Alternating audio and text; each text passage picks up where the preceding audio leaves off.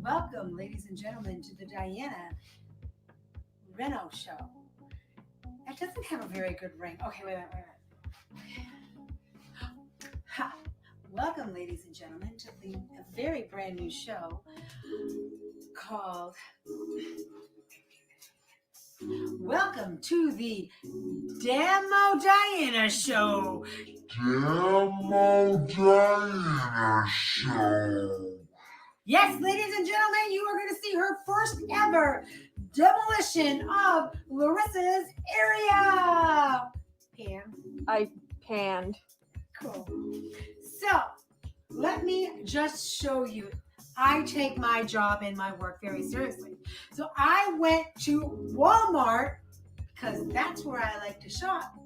I picked me up a handy dandy Superwoman toolkit in a beautiful shade of pink. I got all my stuff in here. I am so excited. So, in this handy dandy tool thing, I have a measuring stick, so I'll always measure up. Yeah. That's your balancing rod. It's a measuring stick. It's a balancer. It still measures, but it's balancing, but it's measuring. Why must you don't mess with me? Okay. Then I have I think it's like a spatula, but I think it's for scraping. Then I have the best thing ever. I have my very own hammer. And look at that little pink stripe for power, man. I am so excited. I'm going to pop that sheetrock. I'll wait for you to freaking throw it. And to keep my hands nice and handy, I have two beautiful. Are they the same way? I do. We'll have to cut that. Okay. I have two beautiful, very fashionable, if I do say so myself, extra hyper tough hand gloves. Anyway, so I got that to help in our adventure tomorrow, which is going to be exciting. Or actually, we're starting tonight when I'm done dinner. So then I also bought to help with our demolition. You guys ready for this? It is my very own reciprocating saw. Yeah, I got this bad boy because look at the blade on this. It's huge. And this thing is going to go do some damage too. Put it in here. You poke it in the place you want to do, or you cut it down. It seems simple enough. I've never used one. It's going to be fun tomorrow. I'm going to be like zipping along. Okay, so part of our renovation is to give my beautiful little grand cat, Gracie, her own renovation. She is going to get a two-way interior cat door. So yeah, we have so much fun planned, starting at about, checking the time. 7:37. 7:37. Starting about 8:30 this evening, we are going to get this show underway. So stay tuned for Demo Diana.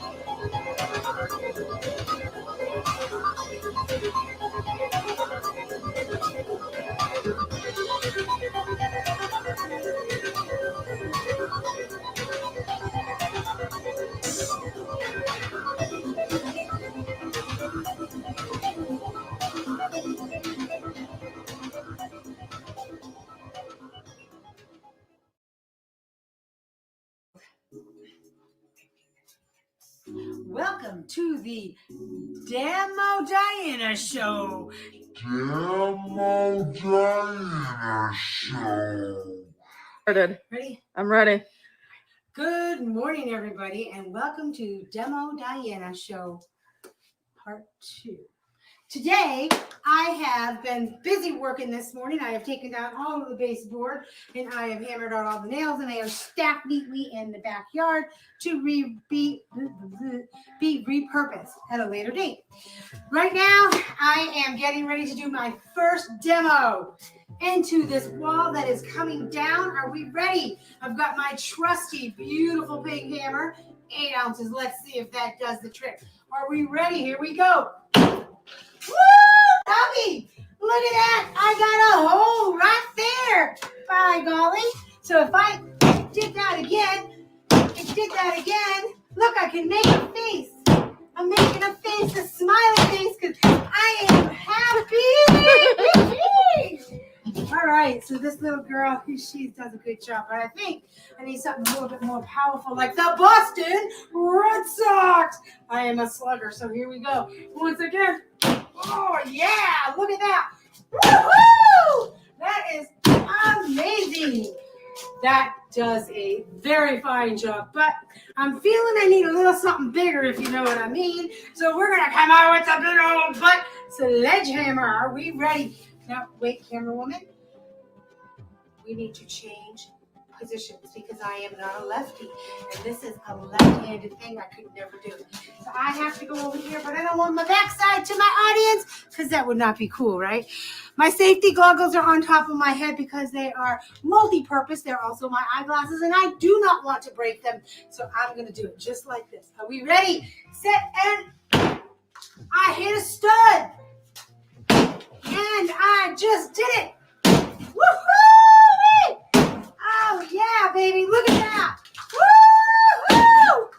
Nice work. So I have started my demolition. Thank you for tuning in to Demo Diana. We are going to have a rockin' fun day. Peace out.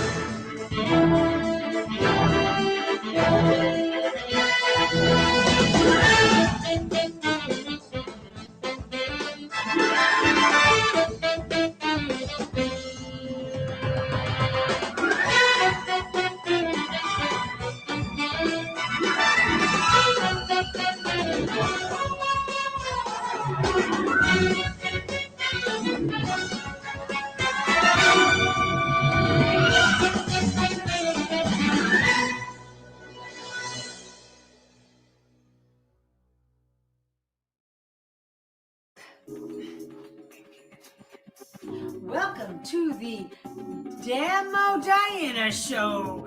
Demo Diana Show. Welcome back to Demo Diana. And as you can see, faithful audience, the wall is down and we are now moving on to clean up duty. So, until my next episode, peace out, God bless ya, and have an amazing day.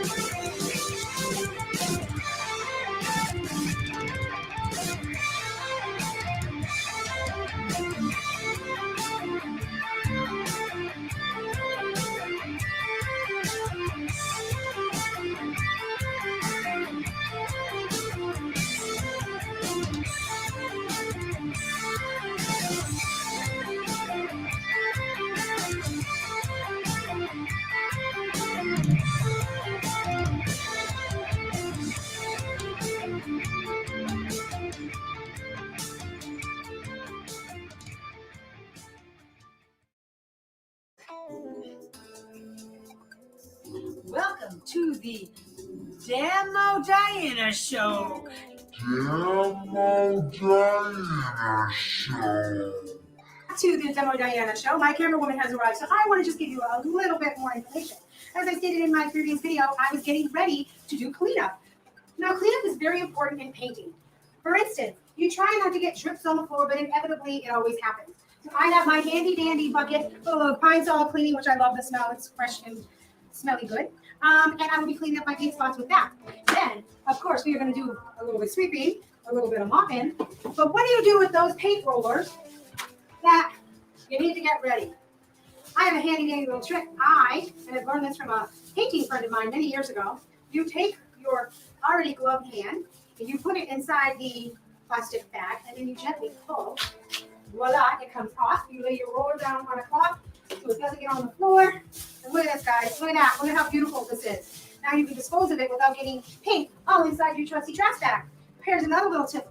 Let's say I need to do more painting tomorrow or maybe later this evening, and I don't feel like getting a fresh roller. Did you know if you keep this used roller full of paint in a plastic bag and you set it aside with your painting things, when I come around again to do a little more painting the following day, I can just unwrap it, stick my gloved hand in, and voila, you will have a very moist, wet, full of the paint that you need. You slide it on your roller, and here we go. But alas, folks, I am done painting. Next will be the trim. That may be a spring project. I'm not sure yet. And now I'm on to scrubbing. So the next time you see me, this room will be put back together, minus the brand new furniture and the brand new rug and the brand new shelving that is not here yet. So we're going to try to put it together the best way we can. Next time. All right, well, you're being filmed now. All right, so guys, we are getting ready to throw our covers on our furniture areas, and we don't want to get messed up. I have lots of painting sheets. As a matter of fact, I just want to let you guys know this is my official painting outfit. It's not very glamorous, neither am I, but it does the trick. So, this is our paint, and now they have these new handy paint cans that don't have metal covers. They're actually plastic. What is this world coming to? In the good old days, the paint covers used to be full of tin. It's like cardboard filled with something. And see, here's the thing about my eyeglasses. I can't be close to put my eyeglasses on so now they come off. So I can see what I'm doing. And it makes no sense, but whatever. Okay, so we are going to push this sucker in here. And you got to kind of push it up. You got to push it up. See, there you go. See the little lip? It's coming up. Good job, Mom. Thank you. I can do this. It takes a little bit of time. Good job, Demo Diana. Huh? Oh. And she peels off beautifully, exposing the lovely color we will be using today for this demo painting project. And you know, I had my stirrer. Where's my stirrer? And ladies and gentlemen, this is my official stir and stirring mat. As you can see, many projects are simple because called recycled paper. So this is perfect. We'll go like this. I have to clean this here. All right, now I'm going to get my other daughter. Blondie, come on over here. And we need to stir. You're going to be stirring. This is your dog. There's bugs over there if you should need it. So stir the paint. Very important that the paint gets stirred perfectly. Mix up all the stuff. I am going to be going over here. I am churning the butter. I'm churning the butter. I have my paint liner and my paint cans. So the next project that I have to do is I got to come over here. We'll go start over here. I'm going to do a little bit of light sanding. Just get a little messy. You know, it's kind of bumpy right here. It's nice and dry. And I'm just going to sand. Get all the little bumps out. And that beautiful red paint will go right over and it'll wipe it all down. And we're going to do each one. Do a little sanding. Now this sucker was an actual hole. And I bought this very interesting kind of plaster fabric. It looks kind of messy right now. So trust me, people. And you know what? The other thing, wait up so you can see my face. The other thing is this is going to be where her cabinets go. She put that little kitchenette put in. So the cabinet's going to go here. So I'm not super worried about this lovely gem that's going to be covered. Still, you want to do a good job. All right, so that's what we're doing right now. We're getting ready to paint. We're getting ready to paint. We're going to finish our sanding. My stir girl is over there, and we'll be back. So go take yourself a nice little break, and I will see you soon. Peace out.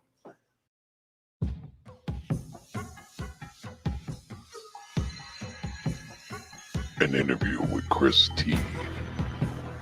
Briefly tell us about your book. It's about the end of the world, but not what you're thinking. It's already over. It's about the very last survivors and how things are going to come to a close. It involves supernatural forces, the Lord Almighty, guardians, reapers, supernatural creatures that are not human, therefore not subject to the same end as the humans. It's also a new beginning, but how that comes into play is the mystery of it all. Tell us about the main character of the story. Giannis. He is the last Reaper because he has been around the longest, and there's a reason for that. He is the Reaper of Yeshua the Messiah, who never actually finished dying. Giannis was not allowed to fulfill his duty as all Reapers do for the one they are assigned to. So he's still here assisting guardian angels who eventually mature into Reapers to lead the person that they've been assigned to into the afterlife. What's up with the werebear?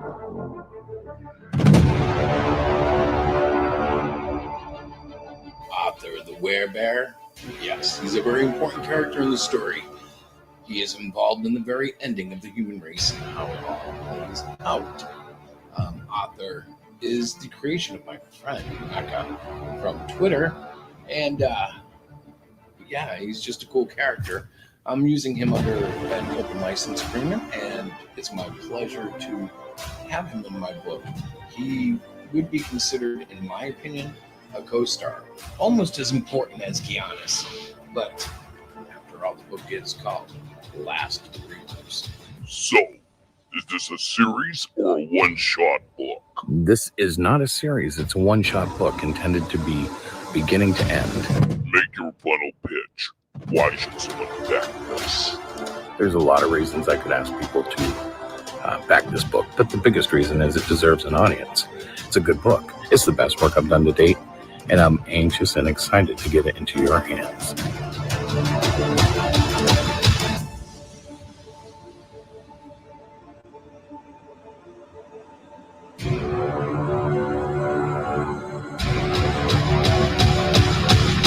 The Reaper calls to you.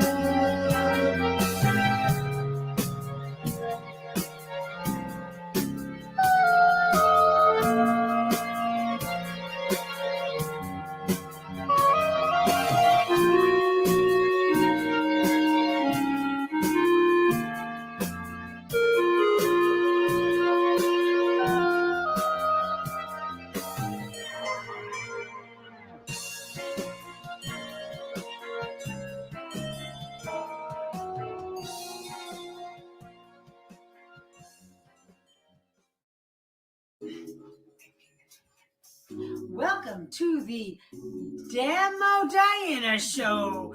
Demo Diana Show.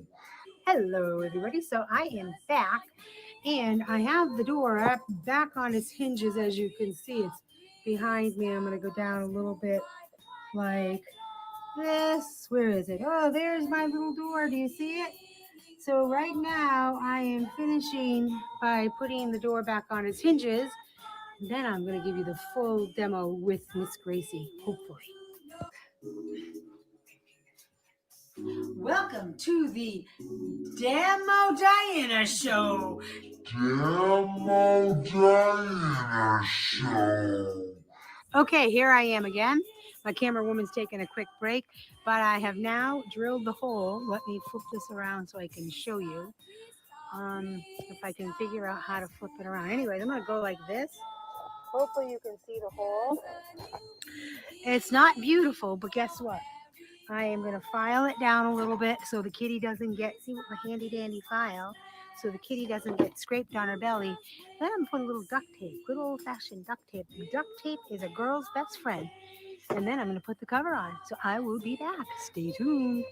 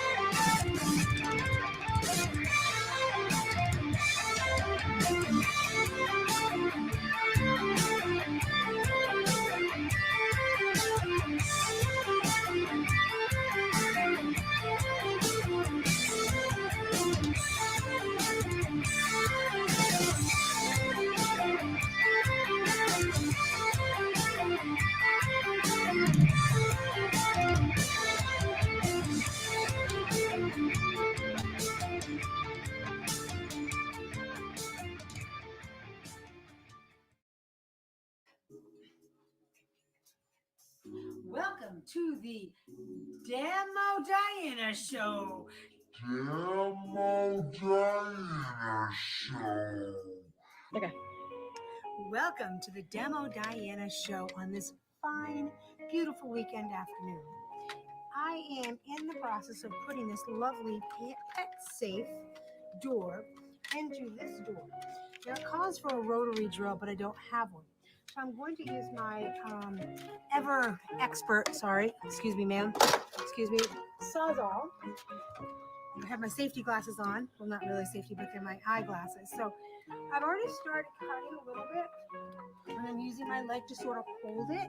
It's going to get loud. I'm only going to make one cut to just show you that I can do this too.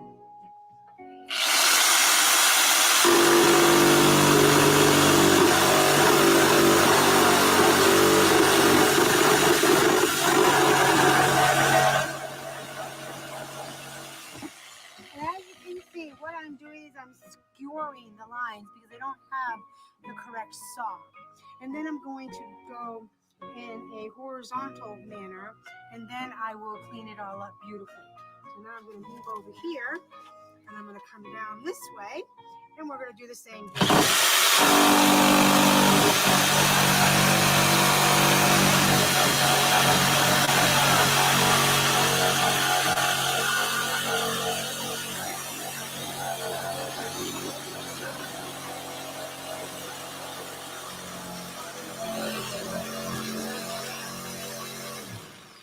There we go. Now we're doing it. So that is what I'm doing right now. I will pause the camera so you don't have to listen to this racking noise, but I will show you the end product. Thank you for tuning in. Peace out.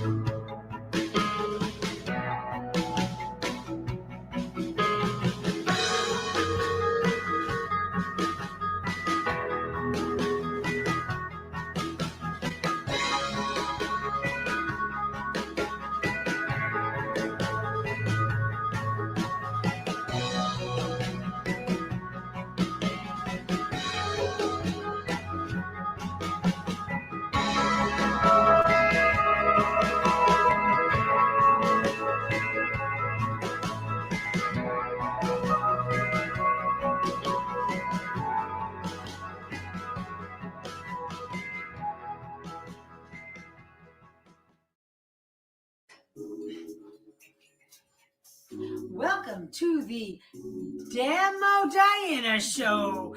Demo Diana Show. Welcome back to the Demo Diana Show. So, guys, this is what I've done. As you can see, let's see if I can get you in the thing. The kitty door, I'm not very good at wing, wing, wing, wing, wing. The black that you see inside of the kitty door, I used a little bit of duct tape because the door was hollow. And I didn't want the cat to get freaked out. So, that is my Demo Diana project for this moment in time. Installing a cat door. Hope you guys enjoyed it. Peace out. Filming. All right. Welcome, ladies and gentlemen, to the Diana Reno Show. It doesn't have a very good ring. Okay, wait a minute. Ha. Welcome, ladies and gentlemen, to a very brand new show called... Welcome to the Demo Diana Show. Demo Diana Show. Yes, ladies and gentlemen, you are going to see her first ever demolition of Larissa's area. Pam. I panned. Cool. So, let me just show you. I take my job and my work very seriously. So I went to Walmart because that's where I like to shop. I picked me up a handy dandy Superwoman toolkit in a beautiful shade of pink. I got all my stuff in here. I am so excited. I am so excited. So, in this handy dandy tool thing, I have a measuring stick, so I'll always measure up. Yeah. That's your balancing rod. It's a measuring stick. It's a balancer. It still measures, but it's balancing, but it's measuring. Why must you? Don't mess with me. Okay. Then I have I think it's like a spatula, but I think it's for scraping. Then I have the best thing ever. I have my very own hammer. And look at that little pink stripe for power, man. I am so excited. I'm going to pop that sheetrock. I'm waiting for you to freaking throw it. And to keep my hands nice and handly, I have two beautiful, are they the same way? I do. We'll have to cut that. Okay. I have two beautiful, very fashionable, if I do say so myself, extra hyper tough hand gloves. Anyway, so I got that to help in our adventure tomorrow, which is going to be exciting. Or actually, we're starting tonight when I'm done dinner. So then I also bought to help with our demolition. You guys ready for this? It is my very own reciprocating saw. Yeah, I got this bad boy because look at the blade on this. It's huge. And this thing is going to go do some damage too. Put it in here. You poke it in the place you want to do, or you cut it down. It seems simple enough. I've never used one. So it's going to be fun tomorrow. I'm going to be like zipping along. Okay, so part of our renovation is to give my beautiful little grand cat, Gracie, her own renovation. She is going to get a two-way interior cat door. So yeah, we have so much fun planned, starting at about, checking the time, 7:37. 7:37. Starting about 8:30 this evening, we are going to get this show underway. So stay tuned for Demo Diana.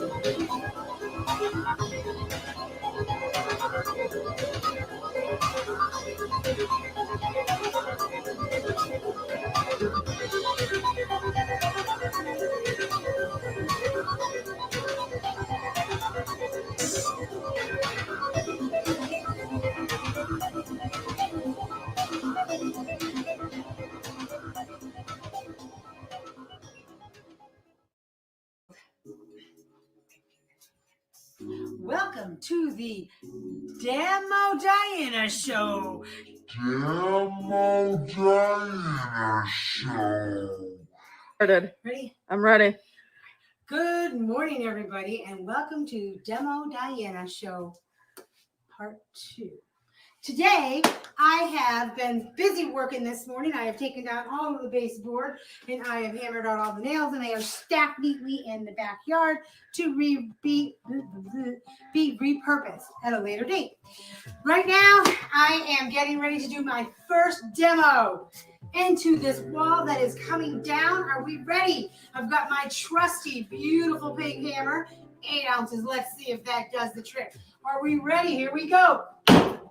Woo, doggy! Look at that! I got a hole right there. By golly! So if I did that again, look, I can make a face. I'm making a face, a smiling face, because I am happy. All right, so this little girl, she does a good job, but I think I need something a little bit more powerful, like the Boston Red Sox. I am a slugger, so here we go. Once again. Oh, yeah, look at that. Woo-hoo! That is amazing. That does a very fine job, but I'm feeling I need a little something bigger, if you know what I mean. So we're going to come out with a big old butt sledgehammer. Are we ready? Now, wait, camera woman. We need to change positions because I am not a lefty, and this is a left-handed thing I could never do. So I have to go over here, but I don't want my backside to my audience because that would not be cool, right? My safety goggles are on top of my head because they are multi-purpose. They're also my eyeglasses, and I do not want to break them, so I'm going to do it just like this. Are we ready? Set, and I hit a stud, and I just did it. Woohoo! Oh, yeah, baby. Look at that. Woo-hoo! Nice work. So I have started my demolition. Thank you for tuning into Demo Diana. We are going to have a rockin' fun day. Peace out.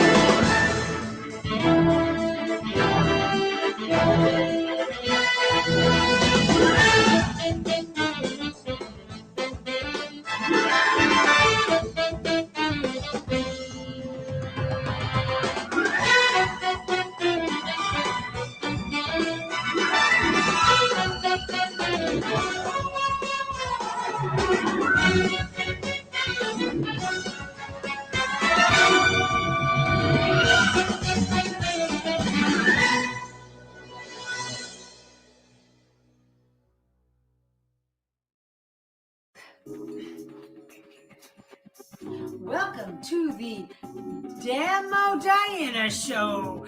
Demo Diana Show.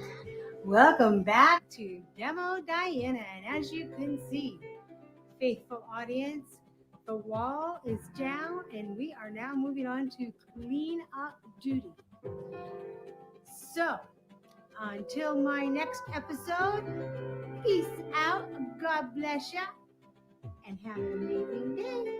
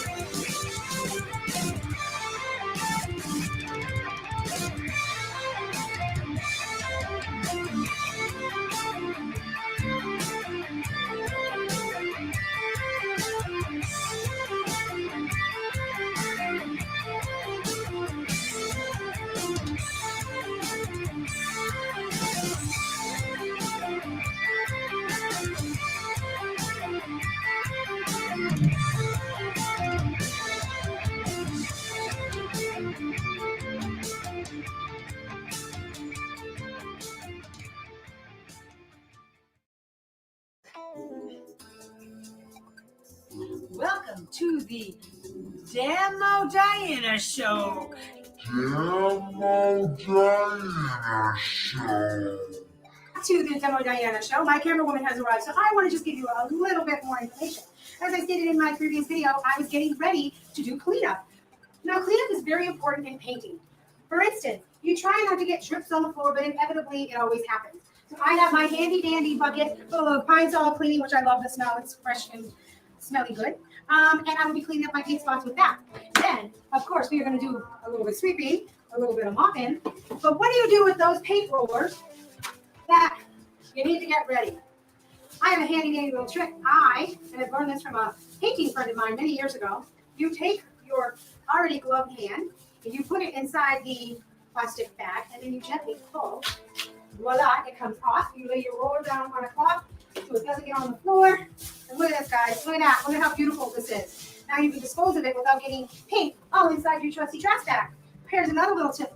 Let's say I need to do more painting tomorrow or maybe later this evening, and I don't feel like getting a fresh roller. Did you know if you keep this used roller full of paint in a plastic bag and you set it aside with your painting things, when I come around again to do a little more painting the following day, I can just unwrap it, stick my gloved hand in, and voila, you will have a very moist, wet, full of the paint that you need. You slide it on your roller, and here we go.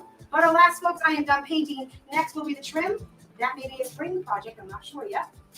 And now I'm on to scrubbing. So the next time you see me, this room will be put back together, minus the brand new furniture and the brand new rug and the brand new shelving that is not here yet. So we're going to try to put it together the best way we can. Next time. All right, well, you're being filmed now. All right, so guys, we are getting ready to throw our covers on our furniture areas, and we don't want to get messed up. I have lots of painting sheets. As a matter of fact, I just want to let you guys know this is my official painting outfit. It's not very glamorous, neither am I, but it does the trick. So, this is our paint, and now they have these new handy dandy paint cans that don't have metal covers. They're actually plastic. What is this world coming to? In the good old days, the paint covers used to be full of tin. It's like cardboard filled with something. You see, here's the thing about my eyeglasses. I can't be close up with my eyeglasses on, so now they come off. I can see what I'm doing. And it makes no sense. Okay, so we are going to push this sucker in here, and you got to kind of push it up. You got to push it up. See, there you go. See the little lip? It's coming up. Good job, Mom. Thank you. I can do this. It takes a little bit of time. Good job, Demo Diana. Huh? Oh. And she peels off beautifully, exposing the lovely color we will be using today for this demo painting project. And you know, I had my stirrer. Where's my stirrer? And ladies and gentlemen, this is my official stirrer and stirring mat. As you can see, many projects are simple because it's called recycled paper. So this is perfect. We'll go like this. I have to clean this here. All right, now I'm going to get my other daughter. Blondie, come on over here. And we need to stir her. You're going to be stirring. This is your dog. There's gloves over there if you should need it. So stir the paint. Very important that the paint gets stirred perfectly. Mix up all the stuff. I am going to be going over here. I am churning the butter. I'm churning the butter. I have my paint liner and my paint cans. So the next project that I have to do is I got to come over here. We're going to start over here. I'm going to do a little bit of light sanding. Just get a little messy. You know, it's kind of bumpy right here. It's nice and dry. And I'm just going to sand. Get all the little bumps out. And that beautiful gray paint will go right over. And I'll wipe it all down. I'm going to do each one. Do a little sanding. Now this sucker was an actual hole. And I bought this very interesting kind of plaster fabric. It looks kind of messy right now. But trust me, people. And you know what? The other thing, wait up so you can see my face. The other thing is going to be where her cabinets go. She put that little kitchenette put in. So the cabinet's going to go here. So I'm not super worried about this lovely gem that's going to be covered up. Still, you want to do a good job. All right, so that's what we're doing right now. We're getting ready to paint. We're getting ready to paint. We're going to finish our sanding. My stir girl is over there, and we'll be back. So go take yourself a nice little break, and I will see you soon. Peace out.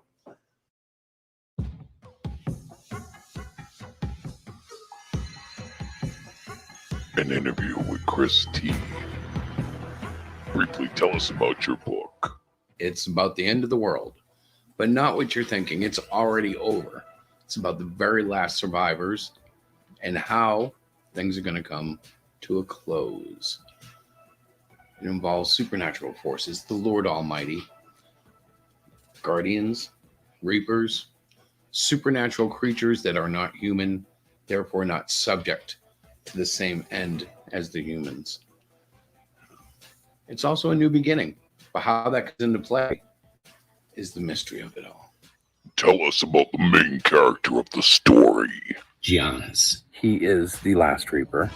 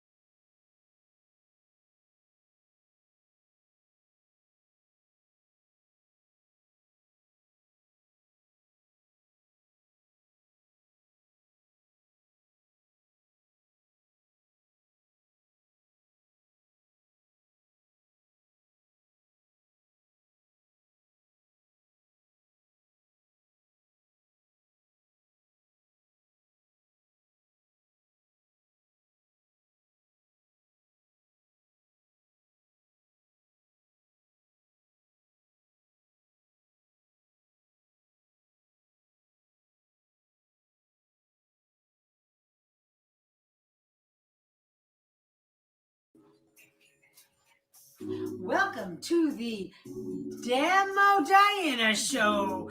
Demo Diana Show. Yes, ladies and gentlemen, you are going to see her first ever demolition of Larissa's area. Pam. I panned. Cool. So, let me just show you. I take my job and my work very seriously. So I went to Walmart because that's where I like to shop. I picked me up a handy dandy Superwoman toolkit in a beautiful shade of pink. I got all my stuff in here. I am so excited. I am so excited. So, in this handy dandy tool thing, I have a measuring stick, so I'll always measure up. Yeah, That's your balancing rod.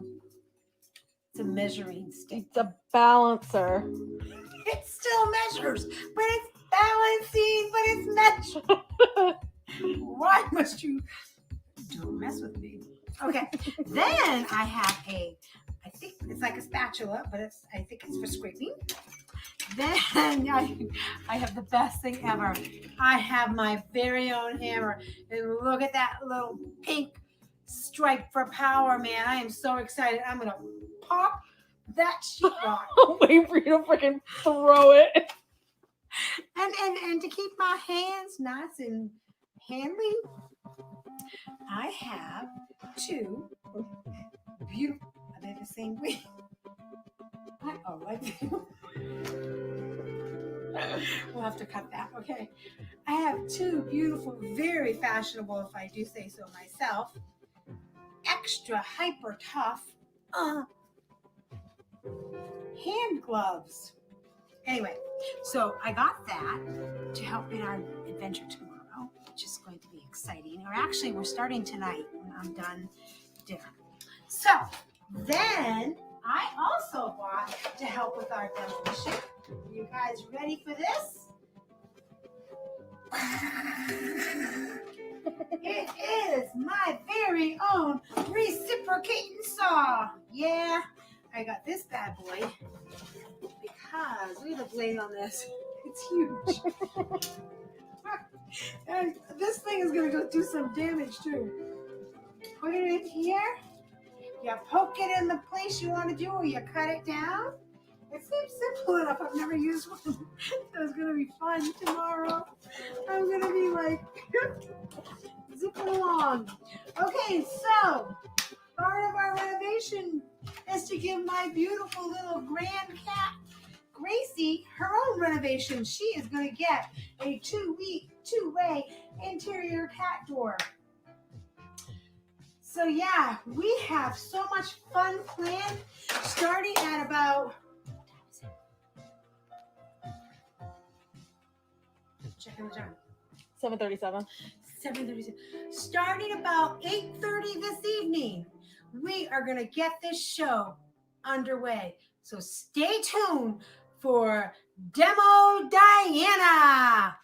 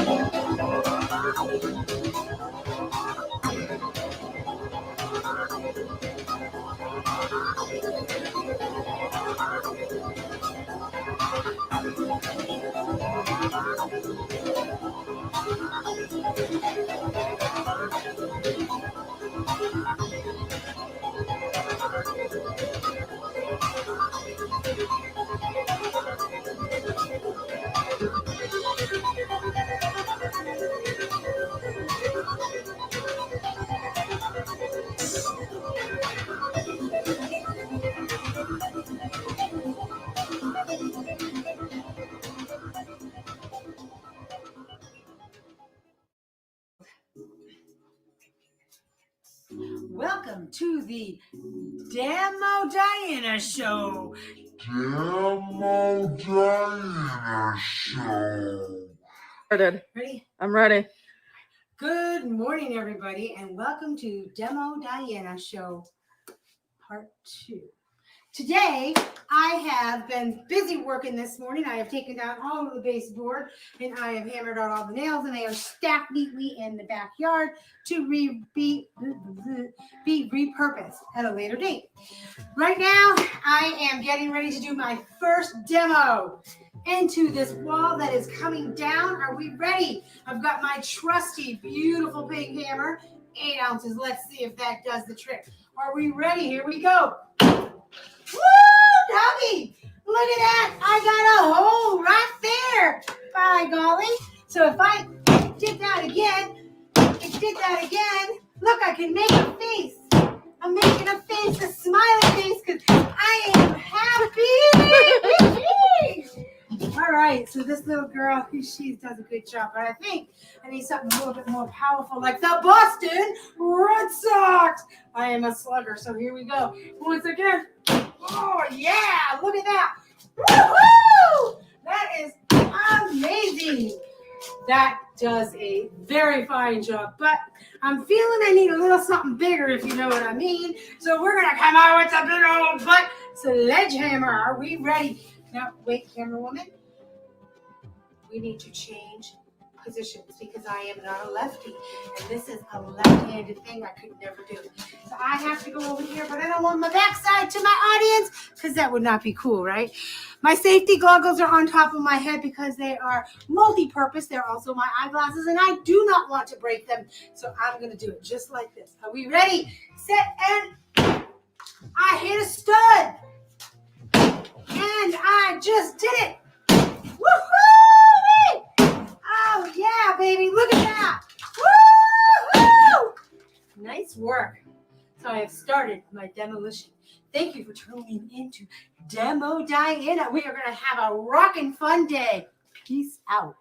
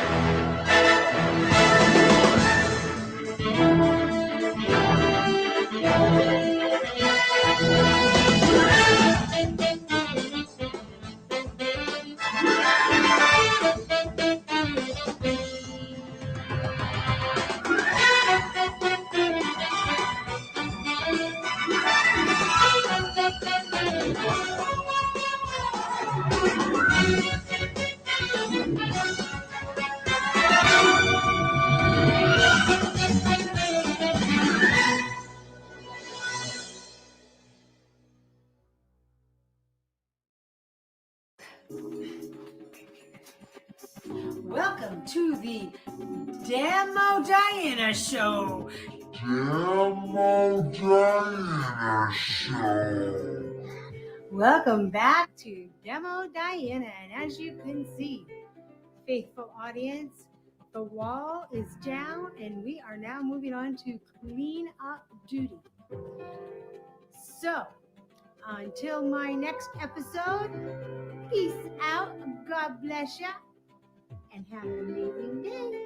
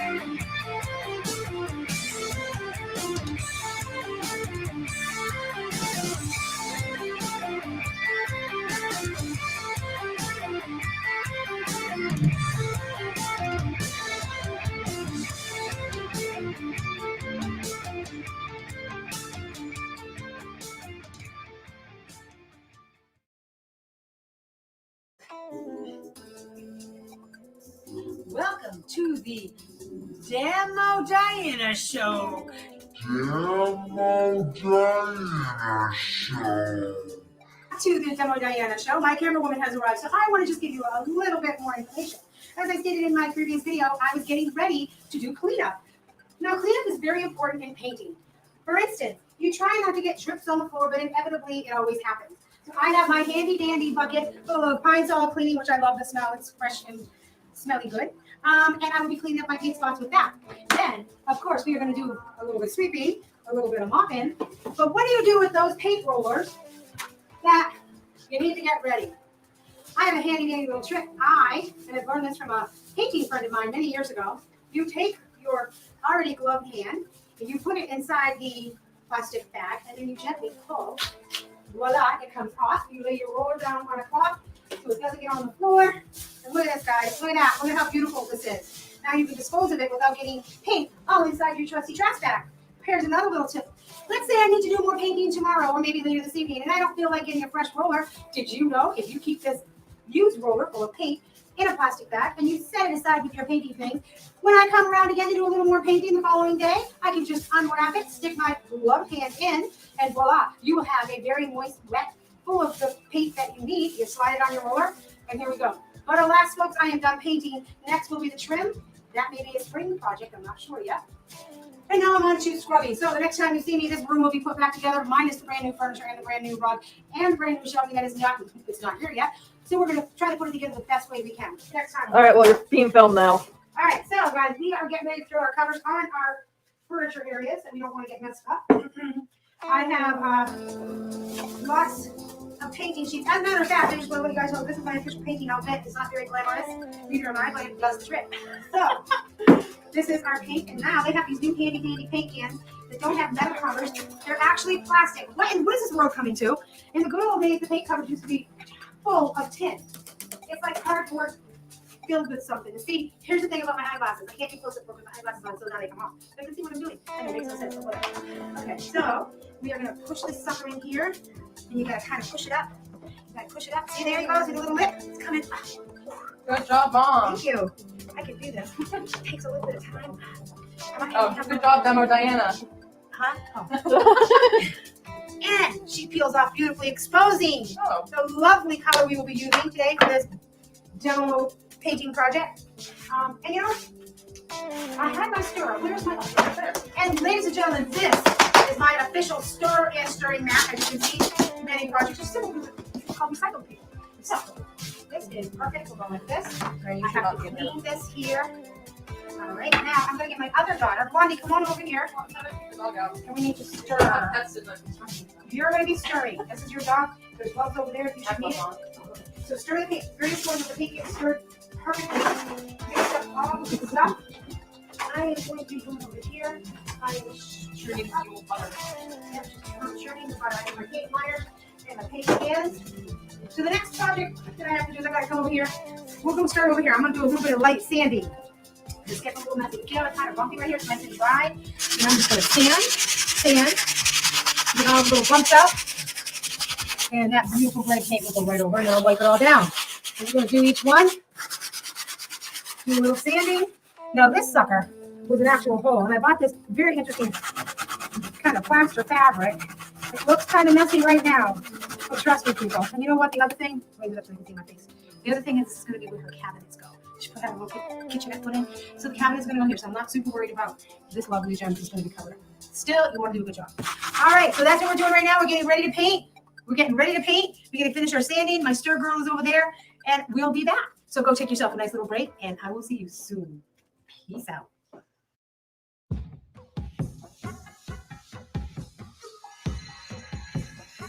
An interview with Chris T.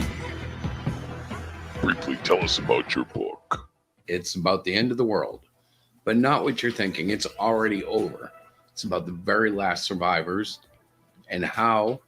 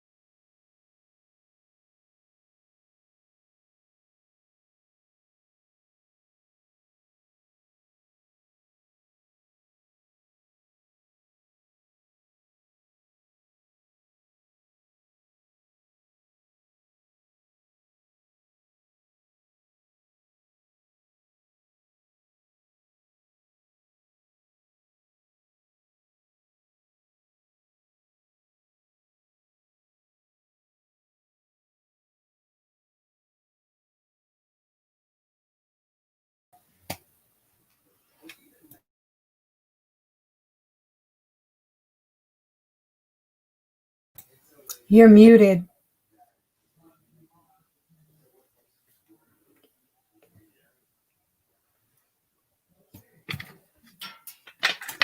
Can I hear you? I'm still muted, wasn't I? Yeah, I was like, I can't hear you. Okay. So I've been talking for like 10 minutes. I'm like, you are muted, my friend. All right, I'll be right back. I've got to just grab the rest of my stuff, okay? You're muted. Oh, did you hear that? You just hit the, yeah, I heard it. Okay, yes, I was muted. So welcome to Hero Shack Chronicles. Obviously, I'm off to a rocking start. If you just happen to see it wasn't a Okay. muted beginning. Okay, Diana, you need to mute whatever you're listening to. I'm like, you are muted, my friend. All I right. hear you saying you are muted, my friend. Okay, you're muted. I think you got it now. Okay. Woohoo! Okay, so yes, I was saying this is the 24-hour comic. I did it like 2 weekends ago, and then I finished like the half dozen pages at the end. I didn't go and super refine the art. I did touch up this lady here because my initial drawing was not sexy. And when Diana looked at it, I knew it wasn't screaming sex. And that was kind of what I wanted to scream here. I wanted to have a little sense of sensuality without stark nudity. So this is Ms. Lovenot. She is actually a high-class prostitute of sorts. And yes, she tries to introduce a child into the situation. If you don't know the Blood Puff story, you need to read it to find out. Long story short, the art is done. The comic book is done, at least this section of it, and it's going in exactly as you just saw it. We're excited by that. It's a bonus feature. It's going to push the book probably over 100 pages. And that's okay, because that means that my spine will have my name on it instead of just being a thin spine that can't handle printing on the spine. So that's kind of exciting. We should look at Last of the Reapers. My backers are waiting. I told Diana I wasn't sure if I was going to make the deadline of printed copies out for Halloween, and she scolded me greatly. So I will be getting that deadline done. I don't want to be scolded by my editor-in-chief. And my beloved wife. So let's just show a little bit of what we've been doing. Diana, are you laughing at me? I am. Yeah, I'm telling I told on you, you wicked executive producer. Yes, I know. I'm so bad, aren't I? I think it's great, though. So, yeah, you've already seen these pages. I'm just going to shoot through these until we get to where I want to go. Very bright coloring, which is interesting because this book was supposed to start off as a black and white, and I just couldn't resist the color urge. Here you're seeing a lot of the artwork that's been refined and ready for final publication. These are flashbacks on how our werebear became such a knowledgeable fellow in end times as they stand in this book. This is the last page, I think, right here on the left that you guys saw fully rendered. And it basically is the same as it was, except as you can see on the right, I've started to fill in the details and get everything finished. This page on the right is still not done. If you look at Giannis and the children, they're still lacking their flattened colors, but those are coming. And then, as you can see, there's some refinements, like the little boy here with the hands on his head. Last time you saw that, it was a very thick inking job done on it, and I took down the thickness and re-inked it because I just wanted a higher quality. That's one thing the 24-hour comic did to me. It made me more aware of quality, and it's kind of weird because I feel like I'm going through another transition, another jump in ability, and it's happening in the middle of this book, which is a blast. I'm loving it. At any rate, you can see what's going on. We have the nice starburst coloring going on. I don't want to explain what's happening in the story because I don't want to give it away. But as you can see, the artwork gets a little bit crazier. And our setting shifts to Stonehenge, which is key for what's going on. These are a couple of pages Diana hasn't even seen yet. On the left, she has seen the black and whites, but she hasn't seen these color details. On the left, you'll see the little troop that we've been following and author getting the people put away to safety, because on the right, as you can see in the lower right, the devil dog has found the group, and he wants nothing more than to eat the people, which we'll get into in the following pages. Now, what I'm about to show you is far from finished, but I'm going to just give you a little sneak peek. These are the pages leading into first the battle between the werebear and the devil dog, and then a very unique way that the Guardians over here are going to be trying to remember that Giannis is not who they thought he was, I won't tell you exactly what it is because that might spoil some stuff. And as you can see, the rest of the book, as you go deeper, is rougher. These are subject to change, but it's going to be a lot of fun. Another spread here. This is going to be exciting because they're both splash pages facing each other. It's not a 2-page spread, but it will connect, and it's going to be wicked cool. It's 2 different scenes happening at once, and as you can see, it's just very dynamic. A lot of stuff is happening. The question is, can I get it done in time? And I'm going on a limb and saying absolutely. He has to. And charged me up today, and she fired me up, and I'm not going to fail. I'm just going to knock it out. Are you there, Diana? I am. That was my spiel for what's happening with Hero Shack currently. I think that's wonderful. You did a great job.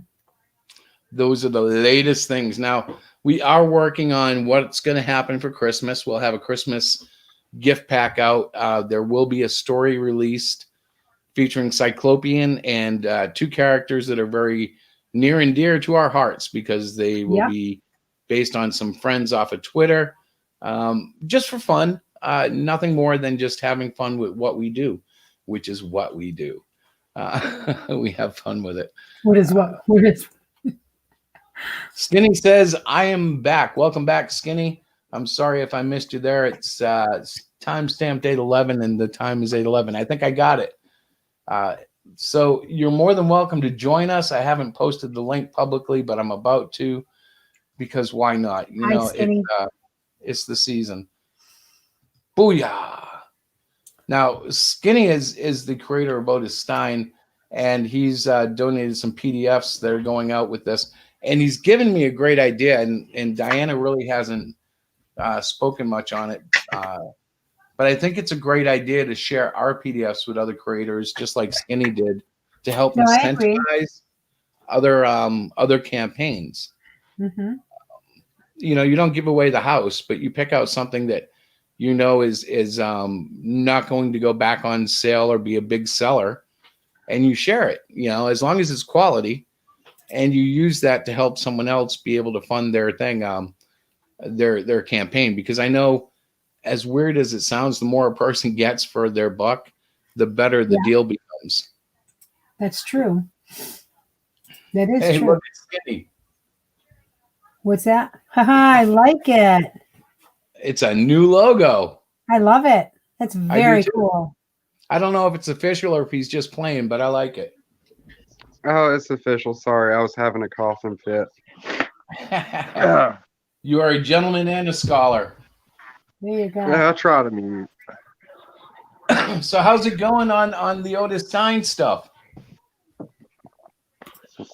It's going good. We got 79 backers so far. I just got a new backer yesterday when I was streaming with Nasser, which was pretty sweet. So we're just plugging away, doing our thing. Most awesome. I'm excited to get this book out to people, though. I kind of just want to take a pill that just like puts me out until we're done with fulfillment because I'm just that excited for it. Have you got your back against the wall on any of it? Because Miss Diana put me right against the wall. Oh yeah, he was trying to get up with like, I won't have the book ready in time. I'm like, yes, you will.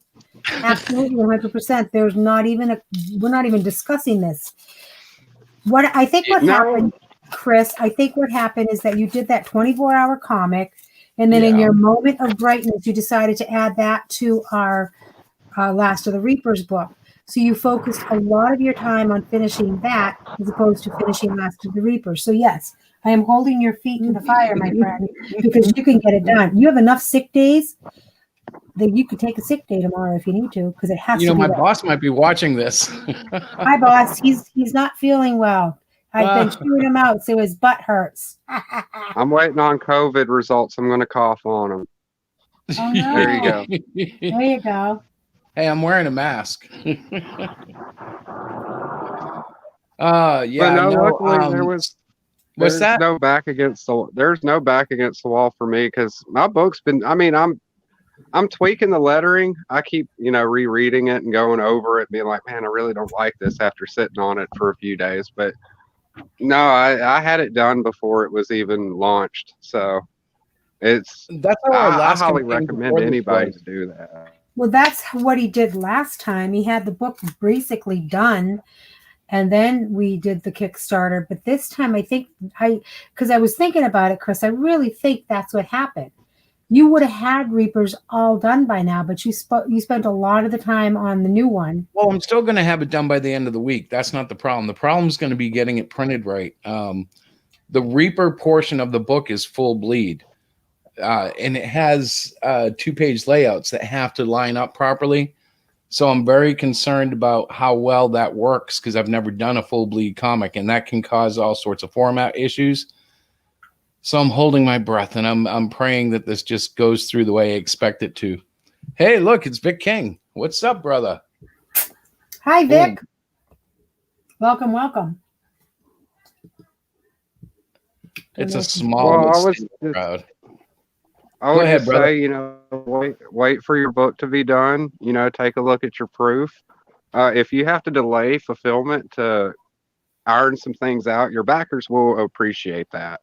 That's true. And I will have the PDF out, so I'm not worried about that. I'm more worried about the final product being exactly how it should be, Hey, Chris, Vic is in the back room. You got to let him in. Dun, dun, dun. Here you go. What's up, Vic? Hola, how are you guys? We're Good. good. Good to see you. Good. Excellent.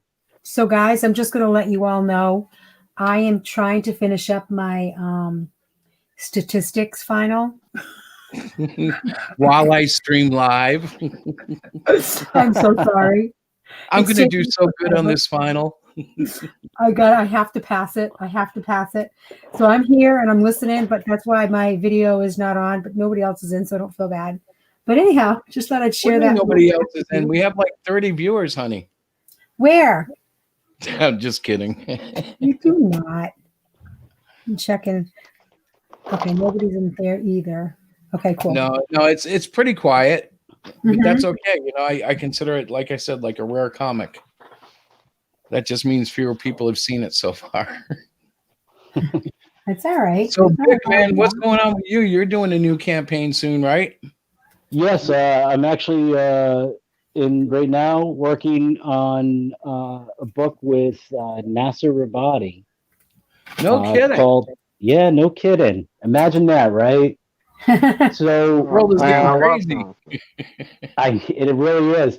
Well, see, me and Nasser, before everything went down with the split and all of the garbage from over a year ago and everything, we had planned on doing this book. And recently, we had just kind of, because I did like a clean slate and said, all of that stuff from a year or so ago doesn't matter to me, because I feel everybody's lost the focus. The focus should be on the books.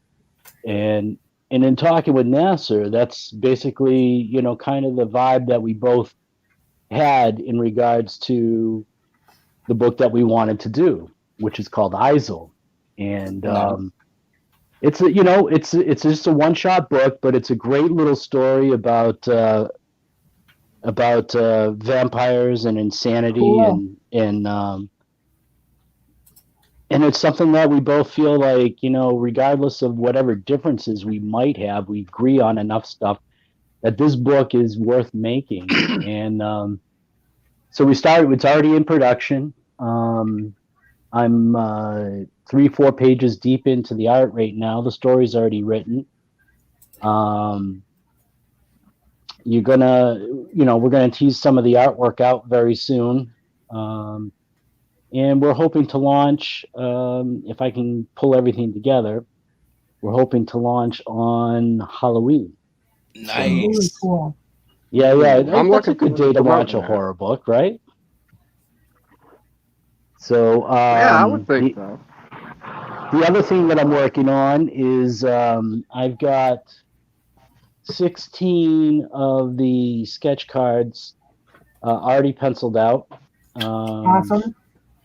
and I'm gonna, kind of use that as a template to do variations of the same type for the next. I'm gonna do 3 sets of those. That'll equal the 50, right? That I said I Mhm. would do, and I'm looking to have those all completed before the end of the week and mailed out to you guys. Awesome.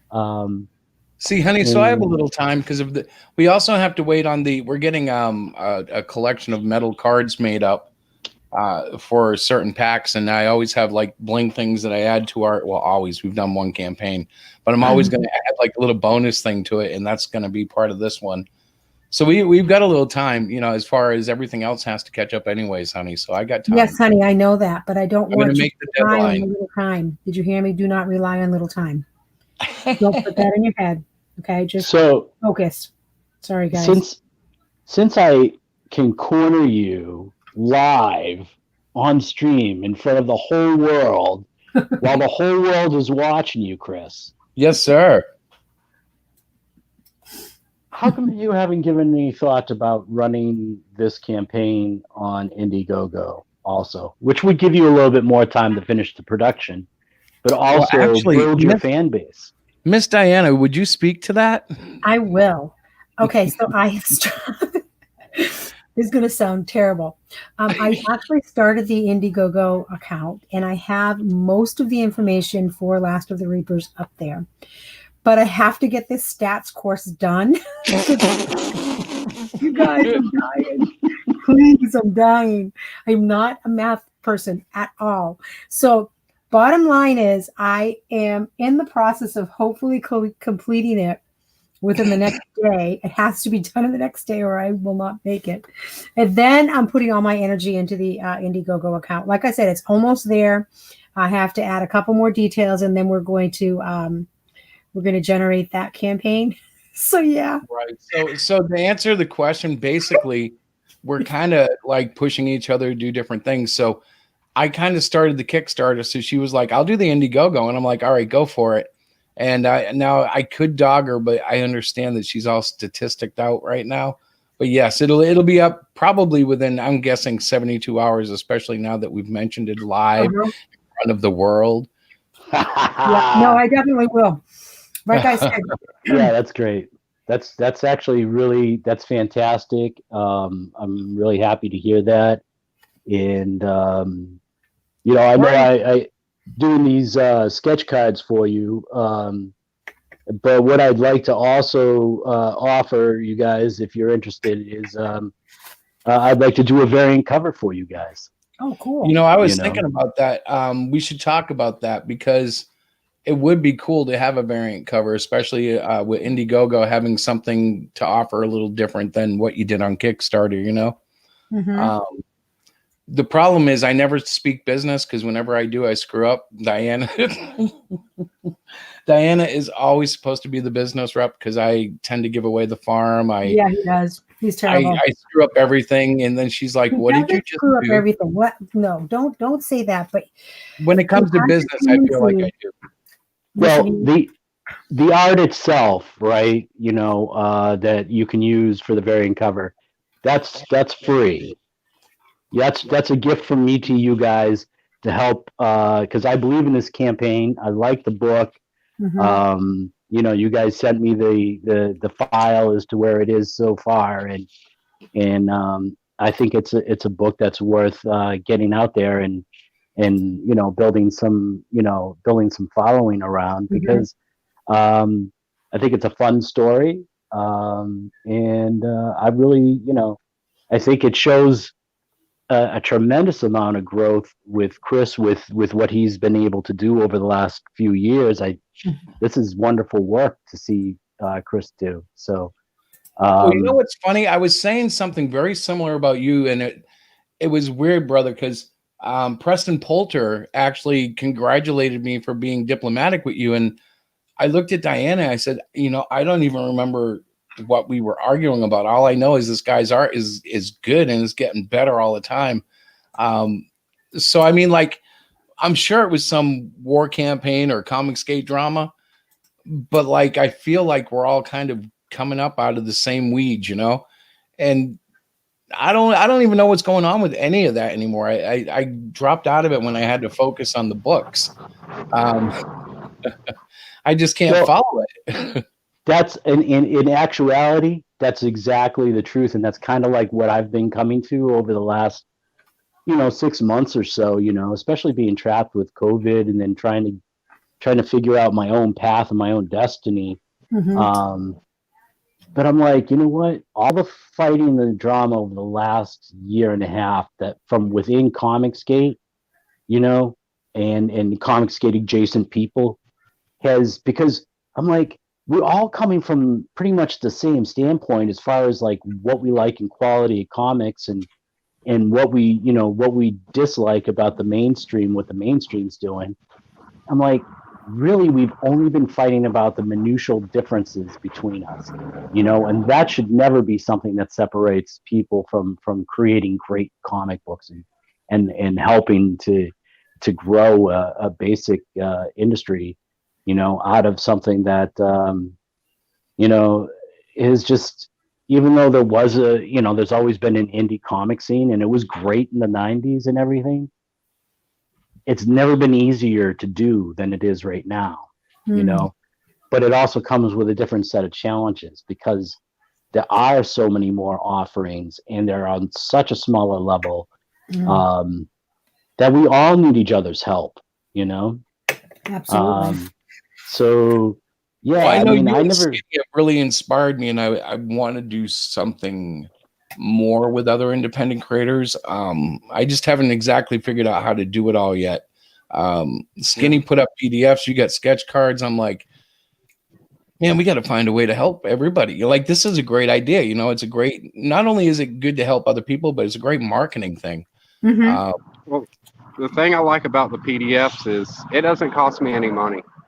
Right. Like, I hate to say it in that regard, but it helps you out and it helps me out too, because then, backers of yours who are unfamiliar with me will see some of my work. They might come and check me out and vice versa. Like, it just works, man. Like, Well, there's and nothing perceived wrong with value is cross-promotion. everything. So long as you're not handing out a PDF that you're necessarily like, I don't know, throwing on the streets, and you know what I mean. Like if there's some sort of like process, like I don't know, like comparing what you've done to like where I would just put it on a website and say anybody grab it for free. It still has a little bit of exclusivity. It adds a value to any package, and it does bring eyes to your names, your IPs. Mm-hmm. Whatever company you're calling yourself, if it's Skinny's Comics, that's freaking awesome. It's like you're drawing attention to that. It's kind of like Hero Shack is funny. I would dump the name, except my wife is like, no, it works and people remember it. But it was like the first thing I came up with when I wanted something to write under.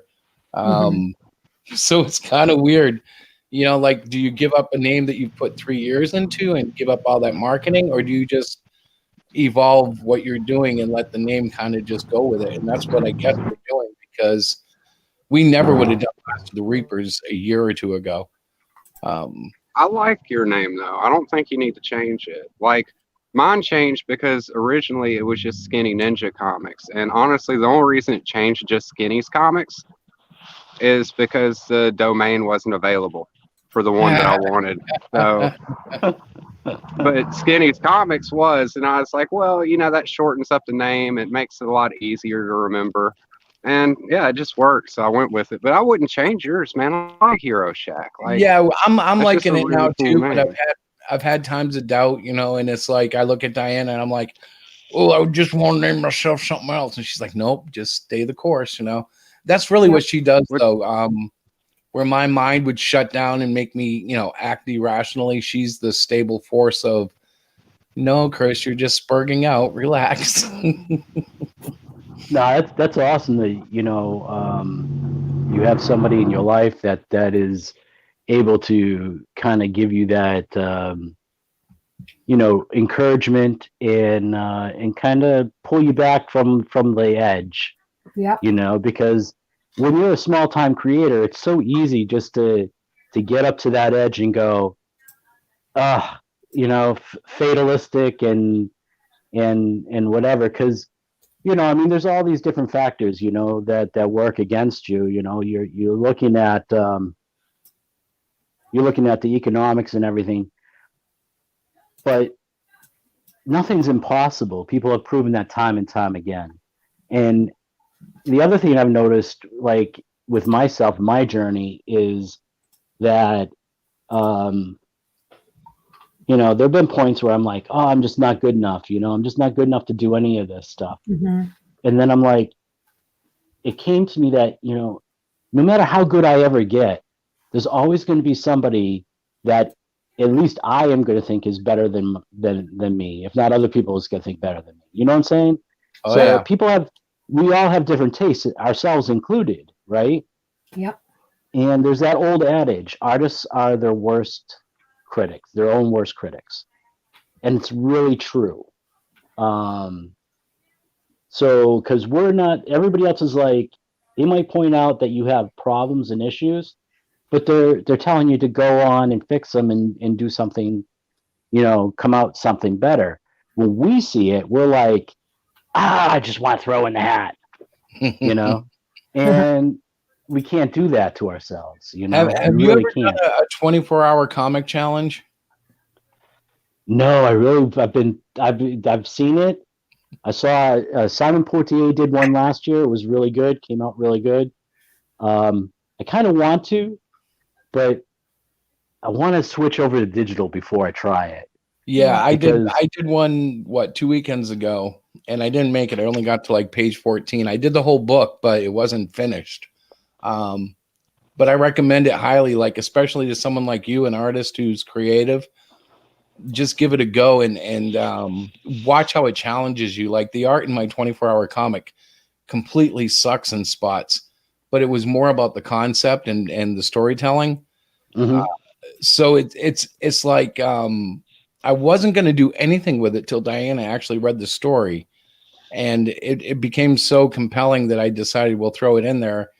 And if backers like it, then maybe next year I'll do a refined version of it. But the story was kind of cool. It's something I've always wanted to do, and she never let me. But for this, she was like, "Sure, go ahead and try it. Go ahead. Why not? This is your chance." She never wanted me to take the time to work on it because Well, she didn't really like the idea. Am I right? if I can say, the way you presented it verbally was horrifying. The way you created it visually and artistically is very tastefully done, still getting your point across. Well, and the So sickness is there, but it's never as graphic as it sounds until because when it finally goes to comic, it goes through the Super Friends filter for me, there you Like, go. yes, I drop a couple of, cuss words and there's a little bit of blood and a little bit of innuendo, but it's still got to be like, if some 8-year-old picks it up, I don't have to feel like ashamed. You know, Right. I will never do a book where I'm like feeling like that. But on the other hand, I understand the market's there for that now. When I first got onto Twitter, I was totally culture shocked because I thought like comics were like, I don't know, still kiddie books, and a lot of them aren't. And Yeah, yeah, and actually, that was one of the areas where me and you had our disagreements. bro, I went I totally do remember autistic that, on but that one. I totally bought into my heart, and I was like, disputing with War Campaign a lot because I was just like kids, kids, kids, and that comes from a genuine spot. But I get obsessed on topics, and so my wife let that one run its course. And by the time I was done, I was like, there's nobody reading their stuff that's under the age of 16, anyways. So it's like I was kind of freaking out for nothing, even though it's kind of an issue. It's really not really an issue, because it's not well, like the 8-year-olds were coming to school with War Campaign books. but here's the thing: you weren't entirely wrong, though, Chris. And here's what I'll tell you. And I did try to tell you that in the past, that you weren't entirely wrong. There should be a goodly portion of comics, probably the majority of comics, that should go back to being made for kids, that kids can pick up. Companies like DC and Marvel, who have these superheroes that kids grow up looking up to, like Superman, Batman, Spider-Man. Those should be books that kids from ages like 8 on should be able to pick up, and you could do it and adults could still enjoy them, which they did for what, 40, 50 years before all the craziness of the last 20 years has taken over. Mhm. Yeah. For a You long know? time, it was written to a younger audience, and the adults still loved it regardless because that was the whole idea. Well, they still, I mean, they still had some adult content, like as far as like the level of sophistication of the stories, Right. but there wasn't. Daredevil was a really good example of that, where stuff was adult oriented, and yet it was still in the framework of that almost comics approved, but not quite. Right, exactly. And even with like, say, when stuff started to get a little bit more racy, like I mean, Frank Miller's Elektra, right? Yep. It's still not enough to be considered like a dirty comic or a really adult comic, especially not by today's standards, Hmm. you know. But it was edgy enough that it really appealed to the grown up audience, you know. Well, and as Um, badly as she was drawn, I've said this before publicly. I had a crush on her. She was horribly drawn, and I still thought she was hot. I was like, man, she can fight, and she's in red, and she's hot. You know? yeah, Electra was badass, you know, totally badass. Um, and that's like the balance of market, knowing who you're marketing to, right? Right. So with what you're doing, and I think you're achieving it with this Last of the Reapers, is you're doing a book that can basically be picked up by pretty much anybody Right. and enjoyed from almost any age group uh, going on, you know, because you got some sophisticated themes going on as far as like what's happening in your story with the end of the world and why it's happening and who these, you know, who the different characters. I don't want to give away your story or anything like Right. that. I'm trying to do it as general as I can, but yeah, there's a lot of sophistication in there. And I think there was a couple curse words that I came across, but Yeah, I nothing. have to get them past Diana. She hasn't edited the full copy yet, and that's usually when they get knocked You make out. me sound terrible. I have to get him past Diana. Really, I'm not No, that bad. actually, it's a blessing because I will like there, especially like if you go back and look at our first year, I was very verbose in how I just went on and on, and between her and the children, meaning our own adult children, going, this is way too much to read.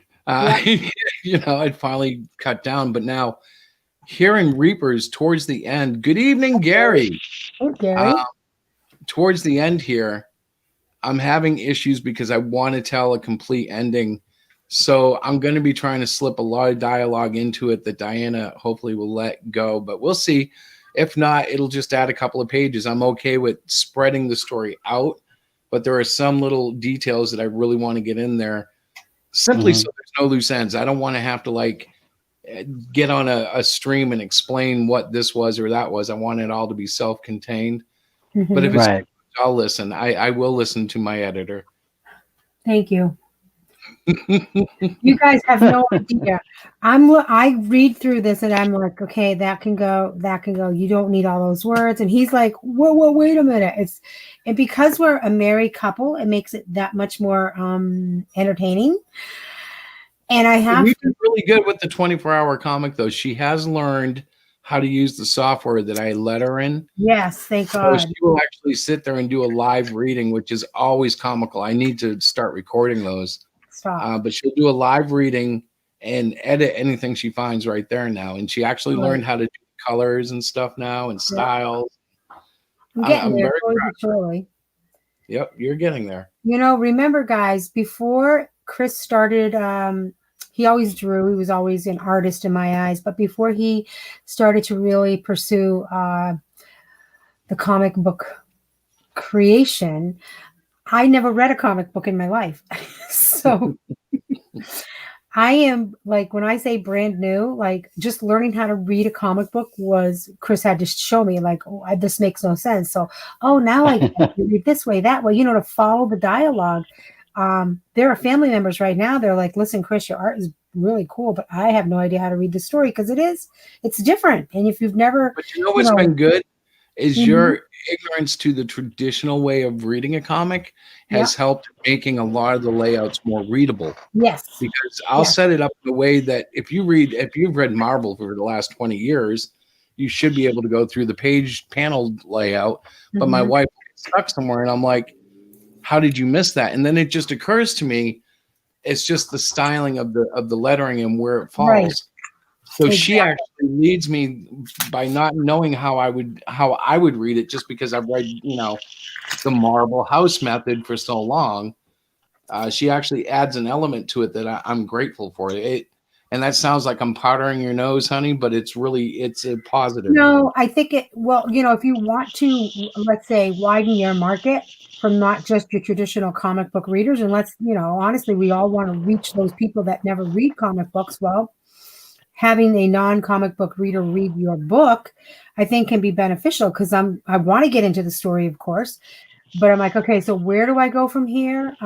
Maybe you should clarify that a little bit more. And so that's part of the process. And then the editing part, I'm always been one for punctuation, spelling. Chris, I've been editing Chris's work for the past almost 20 years now because he's a horrible. When she met me, I was writing Christian argument pages where I would literally tear apart theology. Yeah. And I would put up these really long articles. Very long. And she would reach out to me and go, "Hun," and this was before we were even a couple. "Hun, you have these typos here, and this paragraph here is all in the wrong tense, and you need to change this word here because it's not spelled that way. It's the other there." Because it was just negated the impact he was trying to make. I mean, you look like an uneducated fool. You're like, I can't even spell two. Instead of writing T-O, he'd put T-O-O. And I'm like, no, it doesn't go there. So things like that. Technically, I am an uneducated fool. That whole accounting doesn't surprise me in the slightest. I can definitely see you on a Christian debate board. Yeah. I was Johnny Dickhead for about 10 years, and she walked me through most of it. It was a joke where she would tell her friends at church, "Don't freak out. He's only holding his position for now. God will lead him out of it." Because I would get changed. He always kind of came forward, and everybody around Chris was freaking out. Oh my gosh, did you hear? I'm like, just give it time. He'll work it out. This is him working it out. He's a outward thinker, so to speak. So everything he thinks about, he used to write about. And sometimes it got really, really crazy. And my more mature, believers. Okay, so just to in my church were like, crazy, I was in a local church. It was crazy. I would say stuff like, Christians have got everything wrong, and there's needs to be a reform of the church back to the old Judaism, and everybody would go like, "What?" And I'd be like, "Yes, you come from a church of hellspawn." And they would be freaking out. And then a week and a half later, I'd be like, "But maybe not. I'm reconsidering." Oh yeah. I was horrible. Yeah, and I just think, God and everything, because Diana really has been a hinge back to reality for me, because number one, no one knew that I had any Asperger's or autism, or they're deeming it. And no one knew how to deal with me. So I'd have these wonderful friendships and relationships, and I'd tank them and not know why. Yeah. And then I met her. And let me just say to you guys, he's been a challenge. Remember, we almost tanked it, and we were let out of it by divine intervention, for sure. Yes. Before I was ready to leave Chris 4 years into the relationship, guys, and then I said, okay, if you want to make this work, we need to get some help, because you are not, the thinking that you're having right now is not normal. It's never been normal. And that was the thing. She couldn't understand why I would be like so irrational about certain things. Like if she would plan a trip, like a weekend trip for us and the kids, I would panic and say God was going to destroy the house and somebody needed to stay home. It was going to burn down. And I wasn't kidding. No, he wasn't. I said God would punish us for going out together like that. And oh man. So It's crazy. she went through a lot. But with that It's being been- said, it's been a great journey, honey. No, don't you worry. I'm here for the long haul. Well, yeah, after like 15, 20 years now? Yeah. Something like that. Yeah, something like that. But they're new as of the last 3 years. And that was basically because she taught me how to start doing what I wanted to do, you know? And comics have always been it. That's the medium. I've always been able to get into that world. We stopped at one of my childhood comic book shops, and it like totally started a whole thing where I started sketching again, and she would say stuff like, well, why don't you do something? There were a couple of false starts. I tried to do a Christmas comic at one point. Remember that, honey? And it really, it went nowhere, but it started like kick sputtering, you know, like a motorcycle. You try to start it over, blum, blum, blum, blum, blum. And then, to be honest with you, the iPad came into my peripheral, and once we got an Apple Pencil and an iPad, I was done. Yeah. That's really cool. That really has helped you out a lot. Yes. And I love it because it saves paper, saves trees. And you still need to have the skill. Like you can't just trust me, guys. I've tried to draw. Like I've had, you know, people say, oh yeah, you know what? He can't really draw. He can use all those, you know, Well, apps. so the thing about it is, if you get the right filters and you get a powerful enough program, you can bullcrap your way into artwork. However, people will know. You know what I'm saying? It's like it does show. Oh yeah, just look at the mainstream. I mean, especially Marvel, most of their artists use 3D modeling, and it's like you can tell 100% of the time.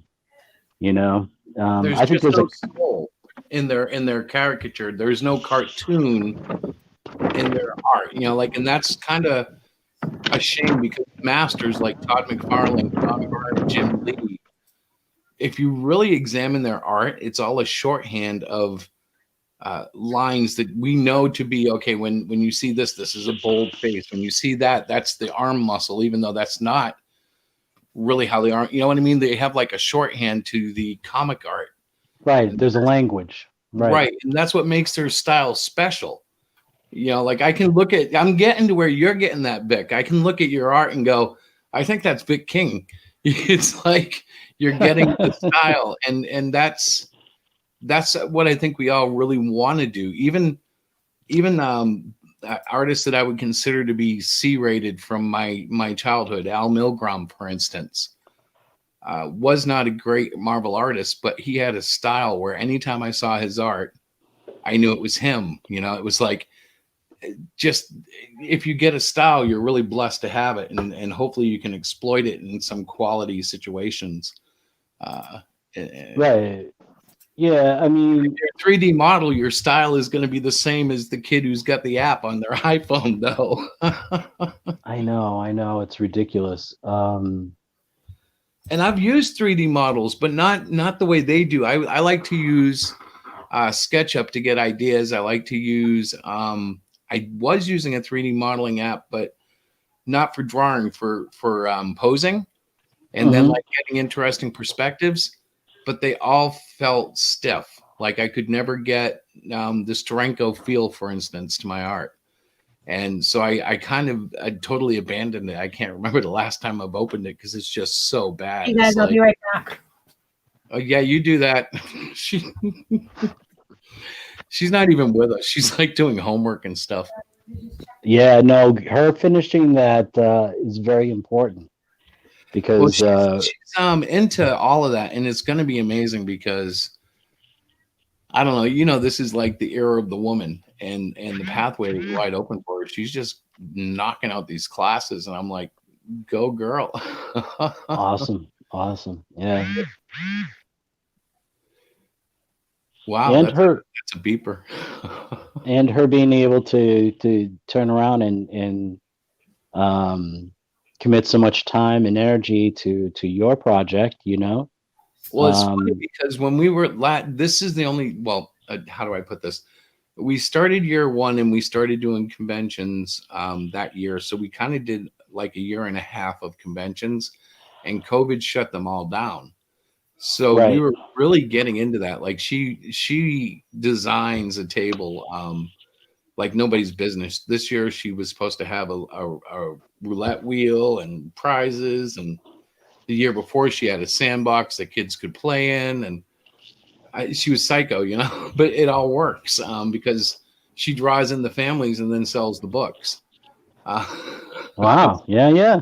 she's amazing like that. So this year we haven't been able to do any of that. So she's gotten far more involved in the end I was doing, which was just getting copies made. I was basically just getting things printed. So she's amazing. She's gonna get this degree, and then I don't know what she's gonna do. She'll probably hire somebody to help me after that because she's gonna have a better job, which is okay too. She just knows what to do. She's a very smart lady. I'm very lucky. I think every artist should have someone like her, but you know, Nasser's here. Hey, Nasser. Oh, Nasser Rabadi. Yeah, I'll that's share where the the- beep came from.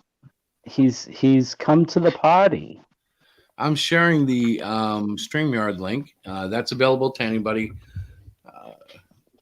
except for like bad people. I don't know if you come on and cuss or something really bad or whatever. Oh, well, then you don't want Nasser on. He's a potty mouth. I've heard Nasser before. I like that. I wish he would come on because I understand that he's a writer. I haven't read really any of his work, but I've stood up for him a few times. Mostly because delay. I don't know. I don't know a lot about it. I just know when I smell shit, I don't like it. And Nasser, for what it's worth, I'm in your corner. From everything I've heard, I'm like, yeah, that's BS. But that's drama, and I don't do much of that on Hero Shack Chronicles. Yeah, drama is Yeah. gay. It yeah, is. and I'm very hetero, so Yeah, I definitely would like to see the end of drama, especially where it comes into interfering with just really good books being made and really good books being pushed and published. well, you know what's helped me a lot with drama is I joined a cult. You joined the cult. Yeah, I just typed a message in the cult language in the chat. It's basically an ellipse, and I think everybody should join that cult. Yeah, yeah. We've got a secret DM group going around, and it's just the cult of ellipses, and we're just being complete just idiots, and we just keep like sending ... That's like the entire group chat, and it's been going on for like 2 weeks now. It's so stupid, but I guess people like it. I would drop it, except I don't know how to say goodbye. It's like ... and you just finally dot for a few minutes, and you're like, okay, this is dumb. I'll come back to it when I think of something else to say. ... But like quitting it now would seem like almost wrong because it's funny to see people just we all do it. There's like I don't know, probably 8 of us, and we just ... That's crazy, you guys. Yeah, it is stupid, but some people think it's fun. So Yeah, well, I definitely think it's fun. yeah, well, we know that, Chris. And you know what, Diana? Well, You're not a member of this cult. Ha ha ha ha that's okay. ha. I'm okay with that. but Hey, so But I'm yeah, looking down on my desk, right? And it's made of glass. And I want to show you guys something just because it's you guys. You're both creators. I'm going to enlarge my screen for a second if I can Oh my figure God, that what are out. we showing you? So this book here, Oh, yeah. highly recommend. Scott What is it McCloud. again? This one is Understanding Comics. Oh, yeah. There's more there. It's the oh my God, the invisible art. Okay. But basically, I've been looking at this because to me, it explains why some artists like, okay, you take Doug TenNapel, right? Earthworm Jim is a roughly drawn kind of crazy art style, and yet he's doing fantastic. And I've seen other campaigns where the artist is almost photorealistic, and obviously they're not Doug TenNapel. Why is that? It's because of the art, you know. And that book, it's always sitting here. I'm always going through it, and it was in my glass. I have a glass table for a desk, and I'm looking down. And I'm like, I should show these guys this because this is a good book to have. It is. He's got a too. That was What's a that? Christmas book, right? Wasn't that a Christmas book? Yes, our daughter Krista got that for me. By the way, Diana, did you notice the soundtrack in your latest episodes? I haven't seen the latest episode. I'm afraid to watch. Sorry. Krista. Oh yeah, Scott McCloud. Yeah. I'm familiar with that book. Yeah, I need to start reading stuff like that because I guess I made somebody mad like a couple of weeks ago because they were suggesting like I read like Ayn Rand and all this other stuff to become a better writer. And I was like, I really don't need to. I'm just writing what I like, and people seem to dig that. I don't need to try to be somebody else. But an actual book that's like, hey, this is how everything, you know, kind of works to kind of give me a better understanding of a blueprint or a foundation for writing a comic would actually be excellent. Oh, you know what's a good book for that is hold on here. Where did I put it? I actually have a book. I just want to make sure I'm giving you the right name of it. I use it all the time, almost all the time. Because like I have a really weird way of doing my comics. I think Doug Garrett said that I storyboard all my stuff. Basically, I just write a very kind of brief script that's just like discussing like, okay, first act you get from point A to point B. Second act is point C to point D, and so on and so forth. But then I draft out like the entire comic in my horribly drawn style, and it looks terrible. And like I see other writers and they have like these scripts that are like 40 to 60 pages long, and I'm like, what? I can't do that. So there's this great book. It'll give you such insight into all the different types of comic writing that you can do. Full script, like you were talking about, and then like the Marvel way, which is like just the plot script, and the different types of story arcs that are involved in comic books. It's called the DC Comics Guide to Writing.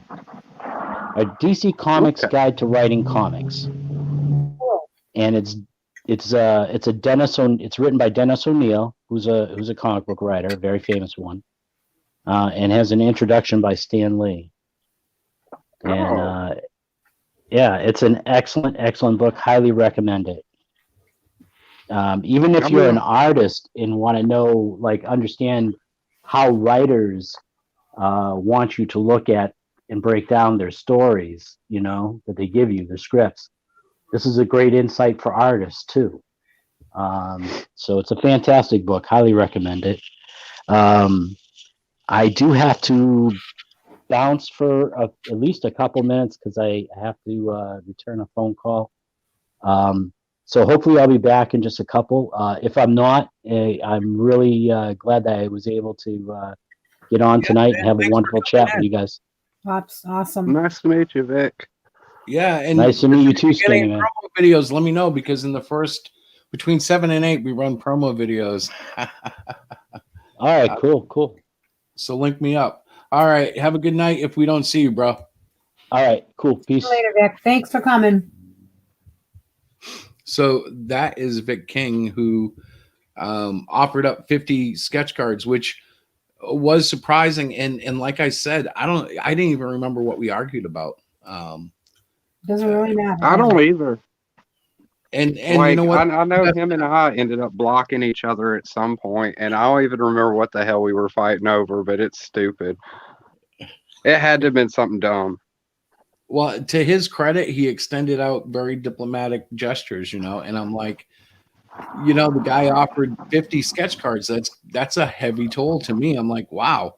And just like you, I'm thinking, well, the PDF is a great way to support everybody else. If they want to use a PDF maybe to boost their own, I can offer that for free, you know. But Well, how many backers did you end up getting? I think, honey, how many? 38? 31. 31. So 3 more than the last campaign. Yeah. That's good. So if he's doing 50 sketch cards, that means basically every backer's getting one, or Yeah, and then we'll have 12 more, I guess, to offer on the Indiegogo. Yeah. Because they have those limits you can put on a package, which is fantastic. I want to do some different things with the metal stuff, but I might do that with Indiegogo. I want to get into bigger cards. Right now, we're doing the typical trading card size, and I like those. You know, like the Cyclopean cards came out cool, but I want to do a little bigger. They don't do 2-sided printing yet, but that's okay. Yeah, Nasser, I hear you. I'm sure we argued over something, and it was probably kid related, just like he was saying.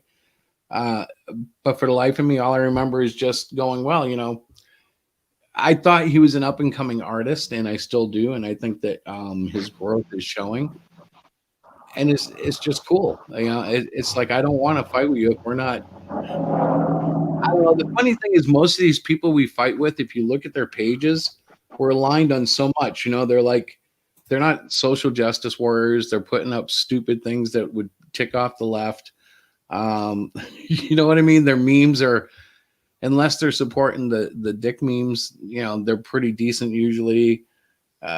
Most of the guys are like-minded, but yet we're all divided over, you know, I don't even know what anymore. So that's kind of the point of it. I think we all had a lot of growing up to do. Amen. But I mean, I'm happy now, you know, and I've been working so hard on the comics. I've heard little things here and there, but I haven't gotten involved in any of the drama for the most part. I just feel that it takes away from the creativity of you guys. Like when you get caught up in all the drama and all this ridiculousness that doesn't help anybody.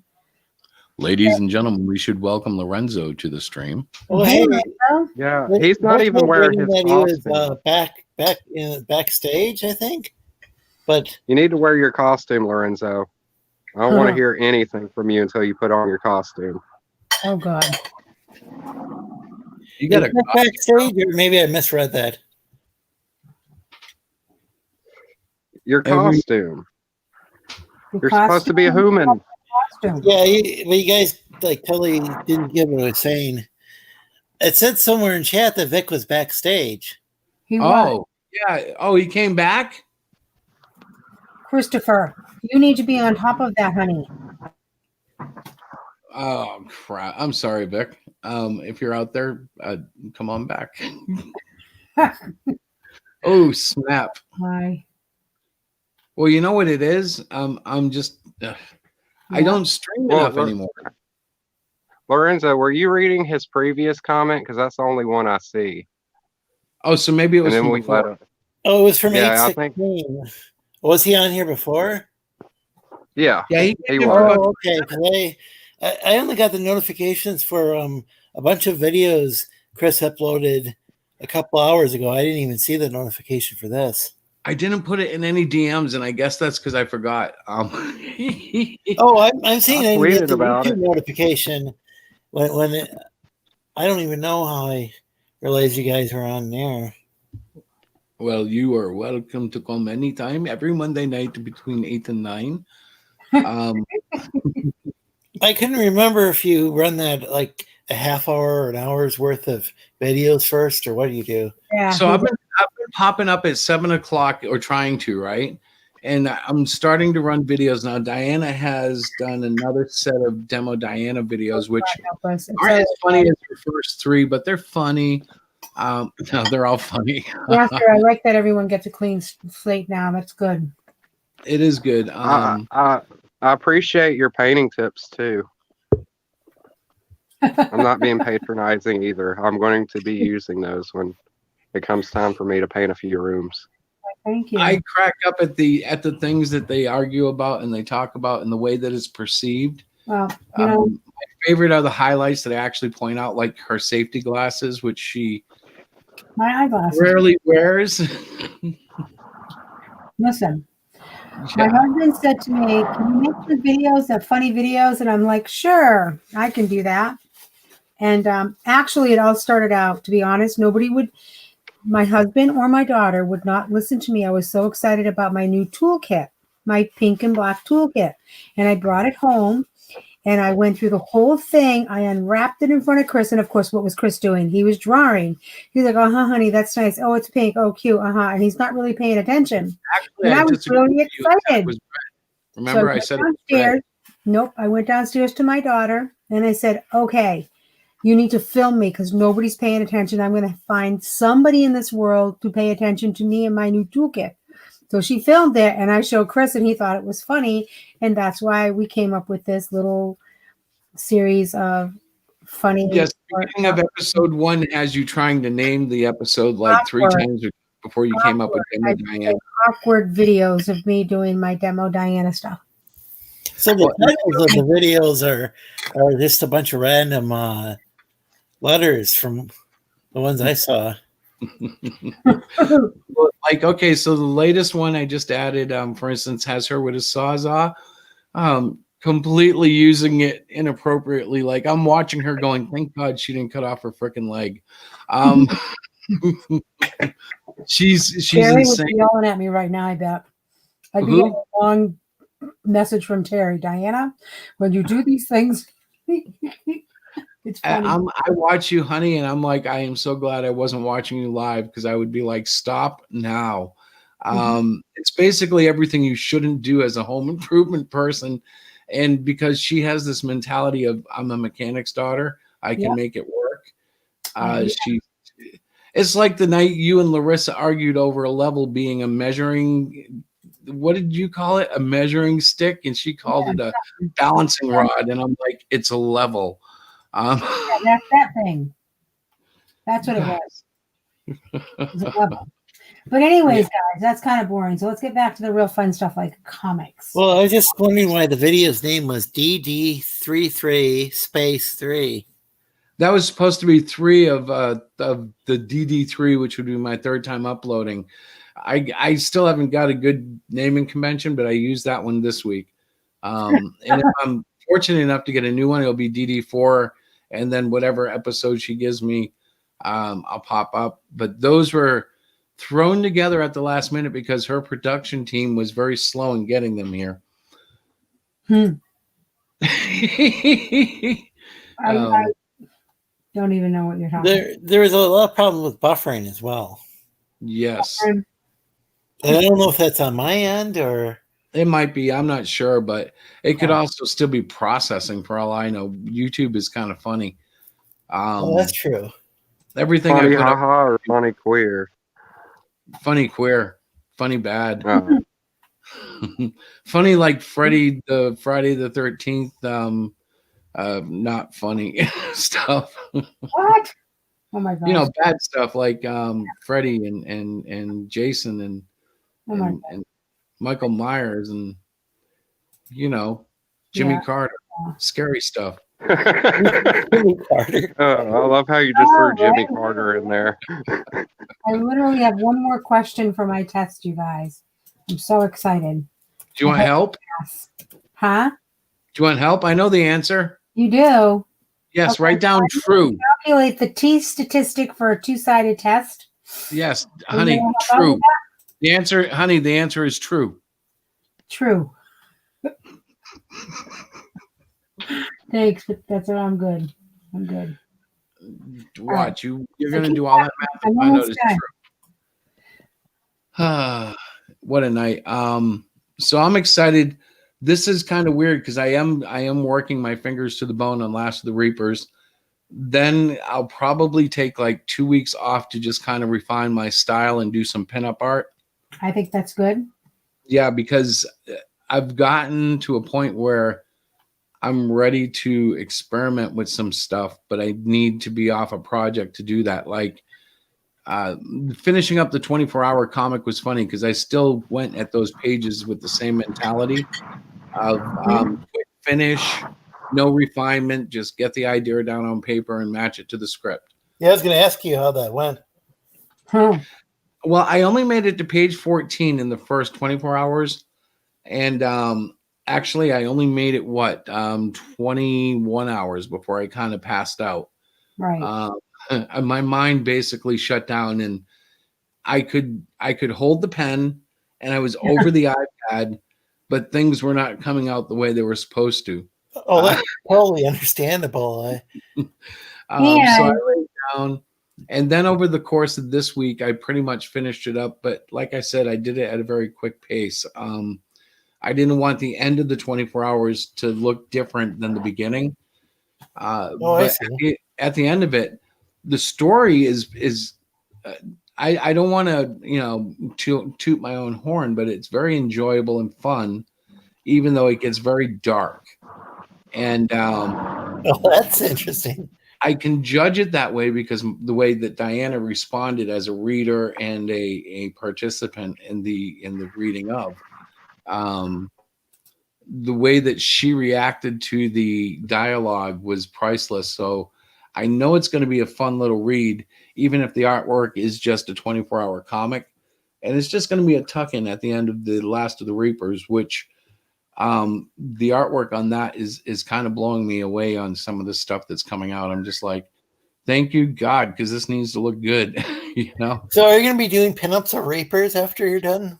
No, actually, when I go into pinup mode, what I'll probably do is sometimes I take requests like of any character, Marvel, DC, Image, Independent, and I'll like take usually from kids. I'll take requests and I'll just draw something according to the request. Maybe they'll recommend an intrusion. Well, it's weird because you can get some weird, bizarre stuff that like you never thought you'd draw. Diana had what I would call a mini exhibition that was supposed to simulate a comic book convention for some special needs children that I participated in. And like, I think I got stuck drawing a My Little Pony and that's great. Yeah. And I had to draw a Optimus Prime, which I had never attempted before. Oh, wow. And then I got to do a couple of Marvel characters too. But the challenge of having a little kid look at you and go, can you please draw my favorite stupid character? And you go, sure, I have an iPhone. Let me look it up for reference and I'll do my best. That's the challenge that makes it exciting, because as long as you get close, most of these kids are so excited. What pony did you draw? Well, have you seen their drawings, Chris?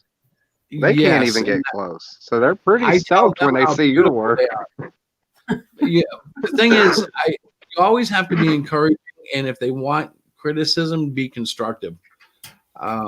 Like when little kids come up to me, I don't care what they've drawn. The first thing they're going to hear from me is something positive, like I like the contrasted colors, whatever it is, and then it depends on the kids. Some kids will want to talk about their art, and some kids, they're really good. I work with kids all the time, and I see a lot of anime kids, things that I did when I was growing up, trying to draw, I don't know, John Buscema and, John Romita Sr. and John Byrne eventually, but all those kind of artists, they're doing all anime. But it's still exciting. They still get into the idea of, oh, you draw too. Even if it's not the same style, they appreciate that someone else is out there making comics that is an adult that they know, It's kind of cool. The anime has a lot of influence from the old school Disney movies. Yeah. Like in the eyes, like how they draw the eyes kind of big. I think it's especially for the female characters, I think they tend to be bigger. Even in my generation, I remember the cartoons that I really enjoyed, Thundercats, Silverhawks, Star Blazers. They were all non-American animation. Like I always thought He-Man was a little stiff and reused too much of the same clips.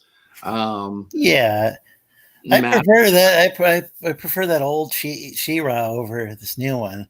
Right. Yeah. Well, I haven't even watched the new one. I've only seen people complain about it, and I figured, well, this is going to sound so Brie Larson, but it wasn't made for me. Like I don't care. Yeah.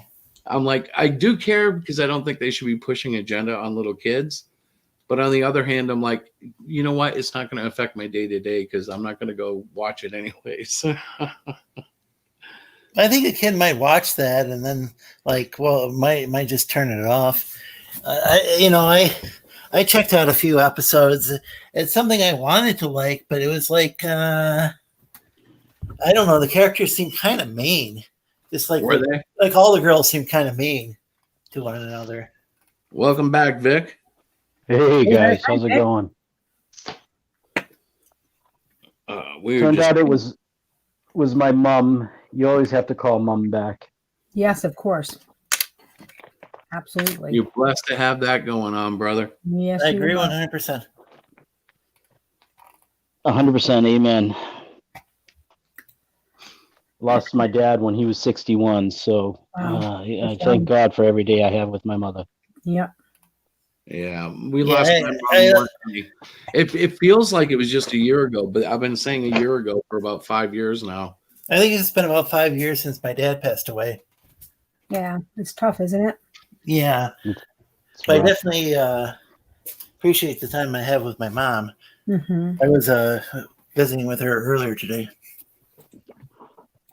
Well, you guys want to hear a little bit of bizarre truth about my office? We lost both no. and my mother. Okay. Chris, the way you set that up, it sounded really bad. You want to hear some truth about my office? Well, it's bizarre but true. So we lost Diana's father in here and my mother in this very room. Yeah.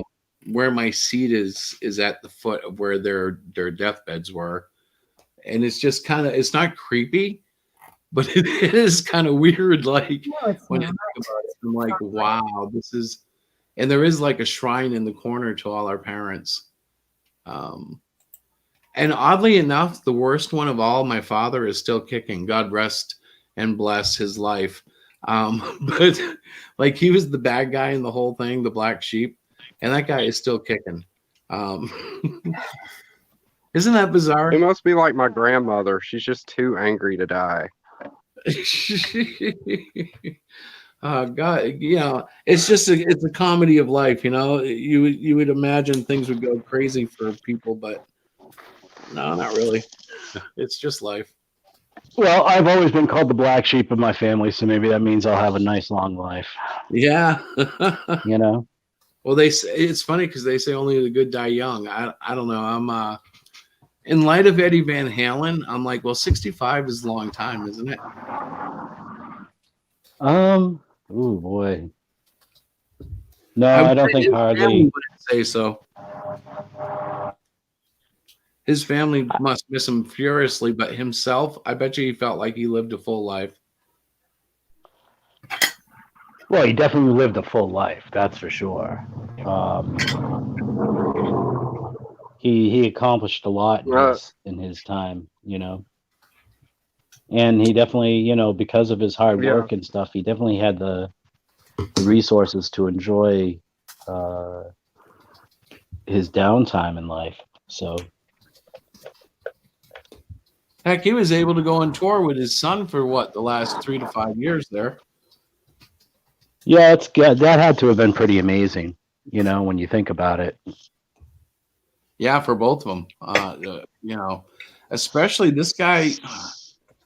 The things I've been reading, he was traveling back and forth to Germany to get special chemotherapy and stuff, and really, doing everything he could to just follow the line that they said he had to, I guess. Yeah, I mean, cancer is a horrible thing, and everybody goes through, everybody's journey with it is entirely unique and different. Absolutely. Well, my I mom lost. actually beat cancer and then died from the infection that was caused because of the. Complications, yeah. Yeah, and my father passed away almost 4 years ago of cancer. Mhm. So Yeah. the hell with cancer. Not a good Yeah. thing at all. So how did we But get? I left for 2 minutes. You guys are just. Chris, Honey, I you know, took me right too. away. I come back to all this morbidity. no kidding, Yeah. right, Vic? What's going on? Well, it is Last of the Reapers month. No.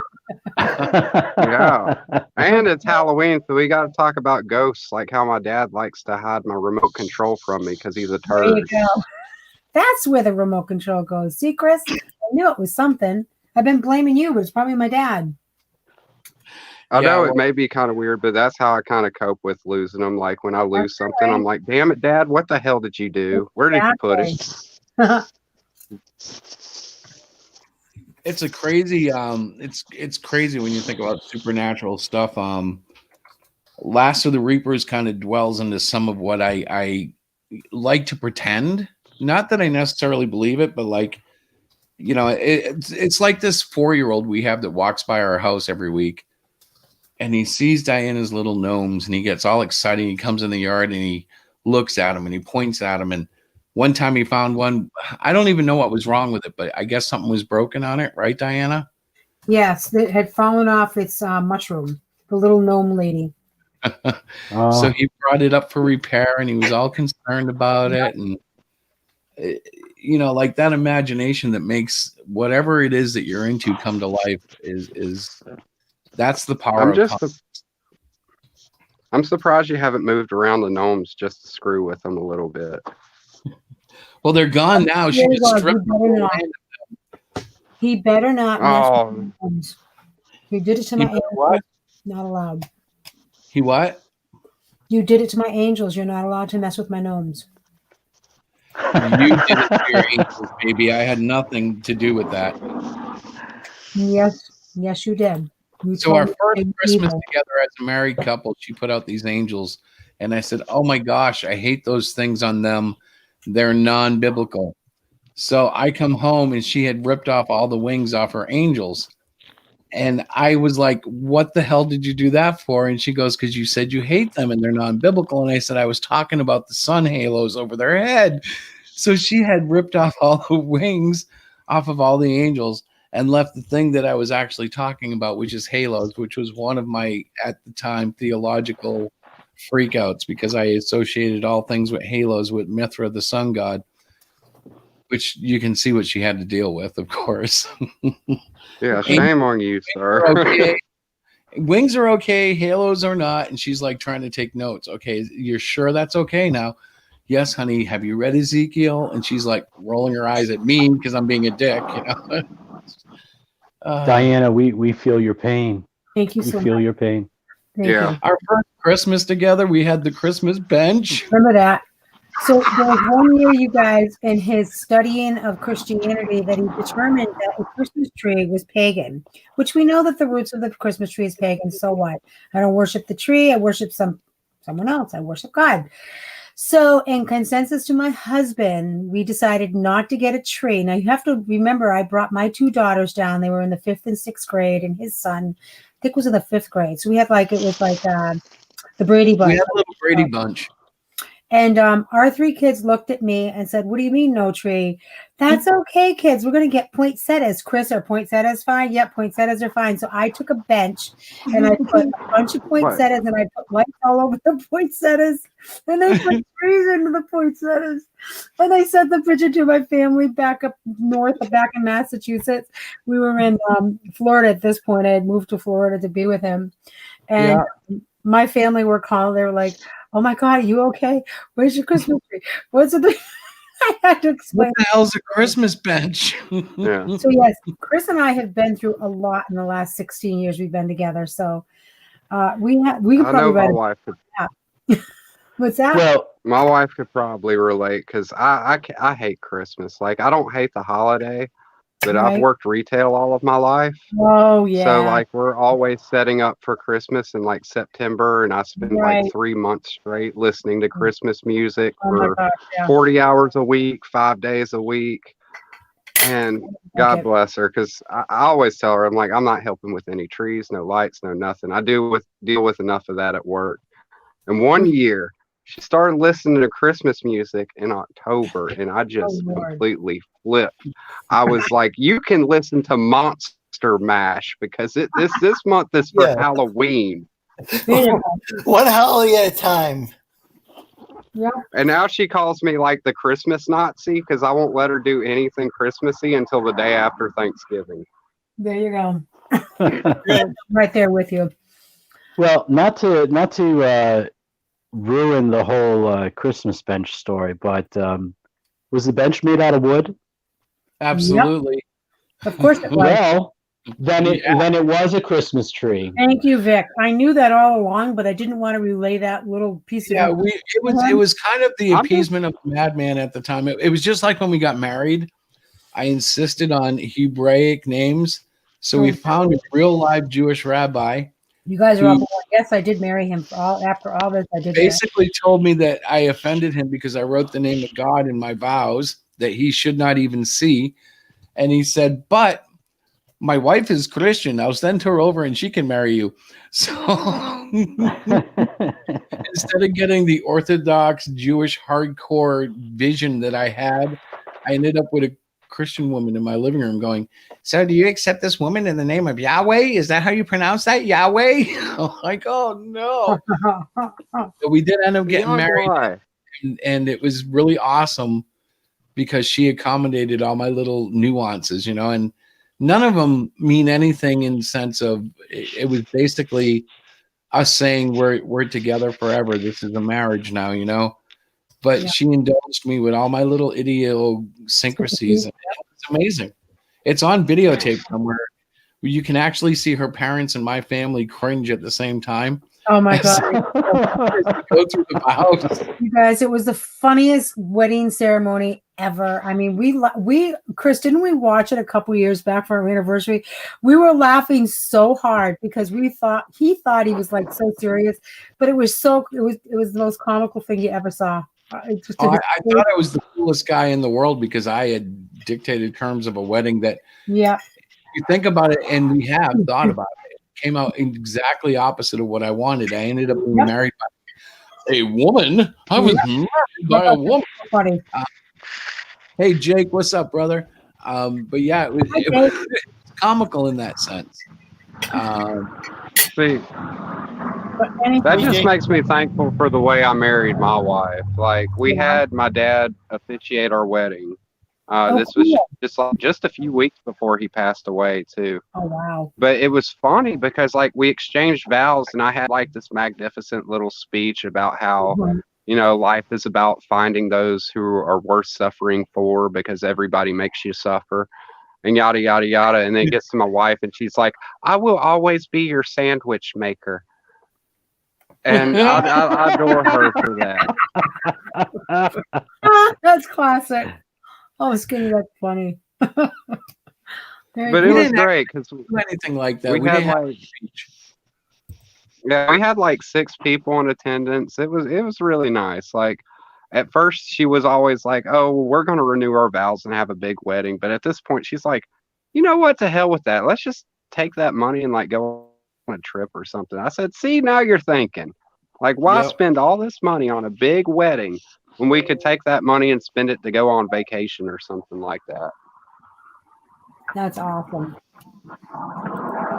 Yeah, every year almost every year we do another honeymoon. Yeah, we didn't have a honeymoon because you went to work the next day.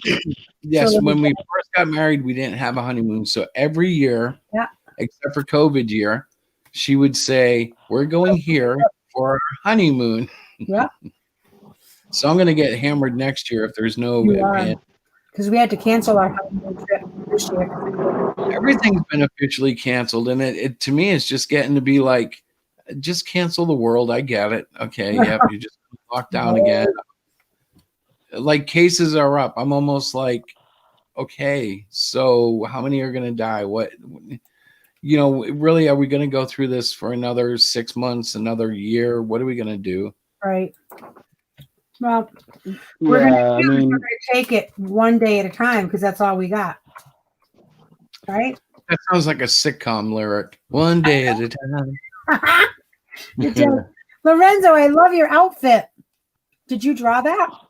Oh, he finally put on a actually, costume. Yeah, I can't. I love it. It's so funny. I appropriated it. I'm culturally appropriating Yeah, Halloween. because all Prussians aren't supposed to celebrate Halloween. That is strictly a human thing, Lorenzo. Is that what it is? Shame. Shame on you. Mhm. I'm trying to do what I like. Gotta do what you gotta do, right? Yeah, I oh mean, wow. Oh, man. So Jake just put something in the chat. Have you heard of those weddings where women are marrying themselves as a show of empowerment? What? Oh, I was just talking about this the other night. didn't some woman marry a train station? Get I out. wonder if I could do that for myself. No. Guys, stop it. Is this serious? Are you Well, teasing me? Yeah, I'm Yeah, sure. I've you heard could of that. marry your I have hand. heard of this. I'm sure that's real because it sounds like something. There are women. Yeah. Yes. What is It Yeah, it? has legitimate happened because like 2 years ago there was this little news story that was like floating around the internet of this woman who married herself, and it was just so stupid because I'm like, wouldn't you marry your hand? Hey, that's kind of funny because I've always introduced my hand as my wife's competition.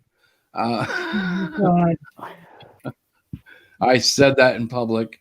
I can't even believe you said that. So would both my hands be considered sister wives? It depends on what they're doing when you're doing it. Right. Okay. That's Yeah. polygamy. Oh my That's God. illegal, sir.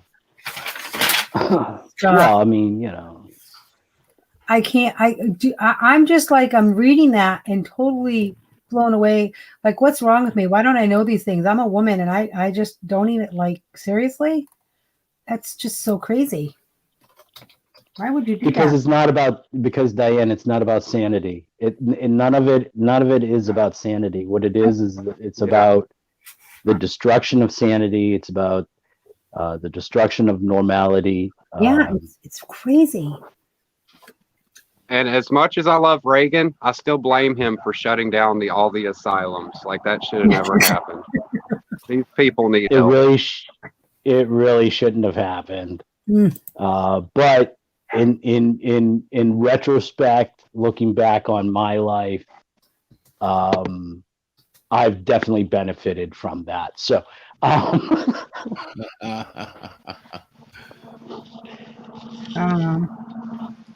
Yeah, my family would have shipped me away a long time ago, a long time before, but.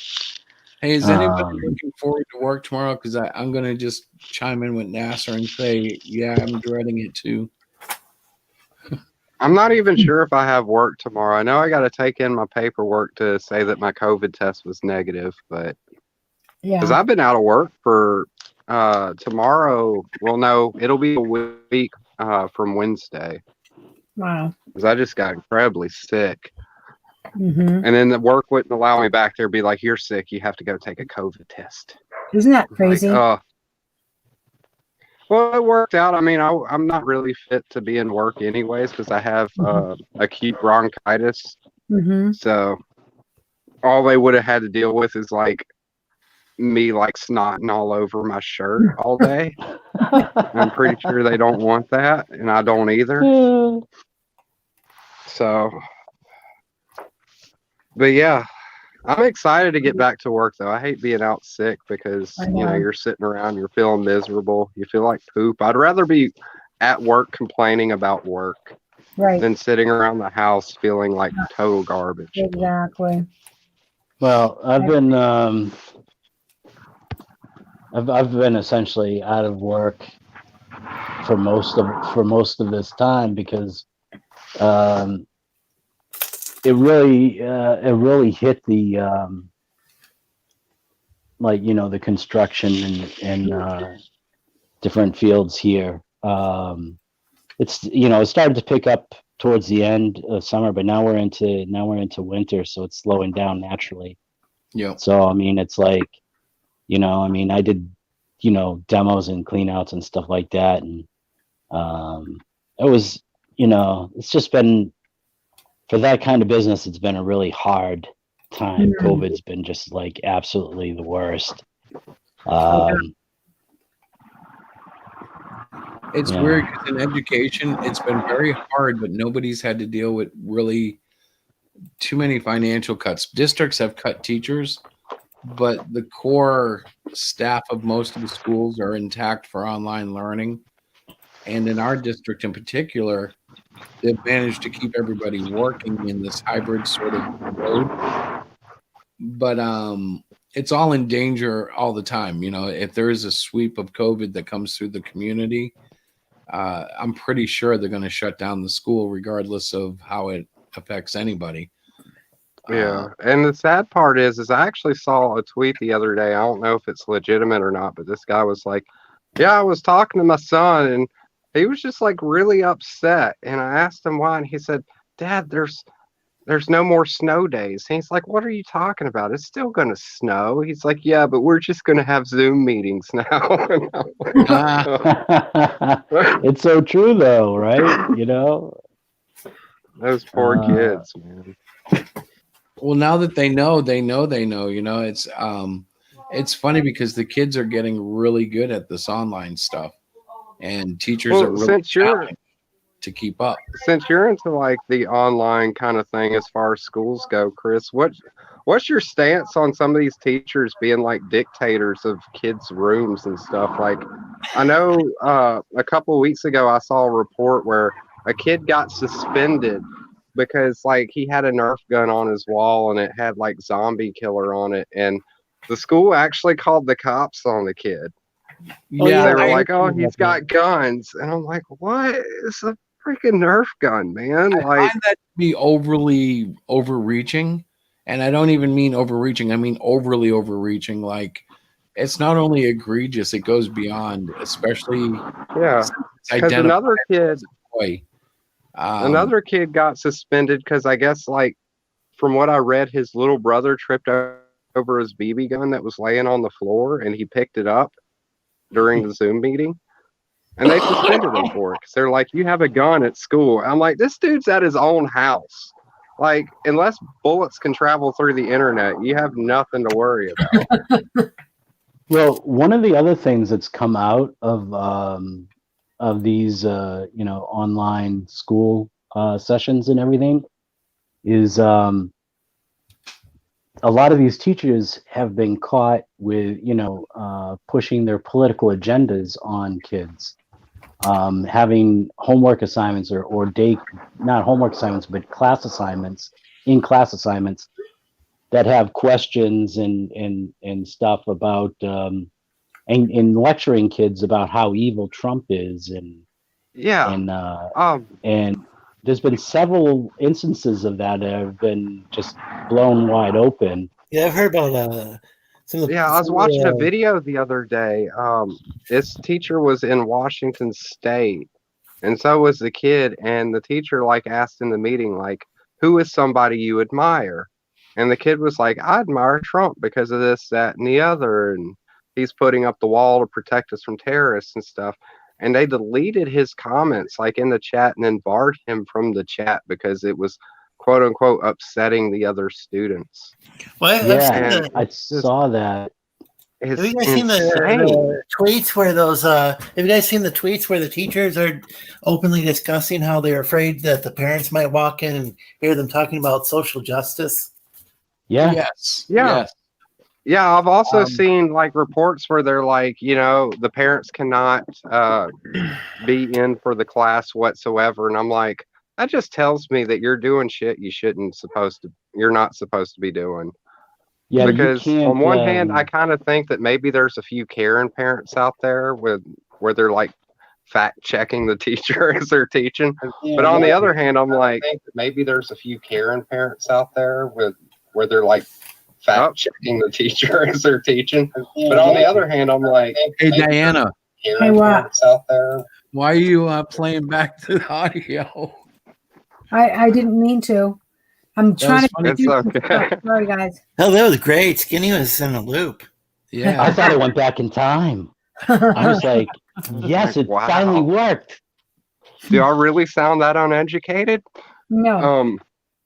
But no, it's crazy. Like I would encourage every parent to pay attention to the classes that they're taking. Like, don't interfere, but take notes at least.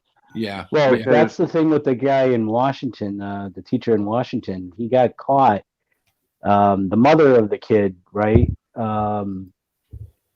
videotaped from her phone. There right, he is.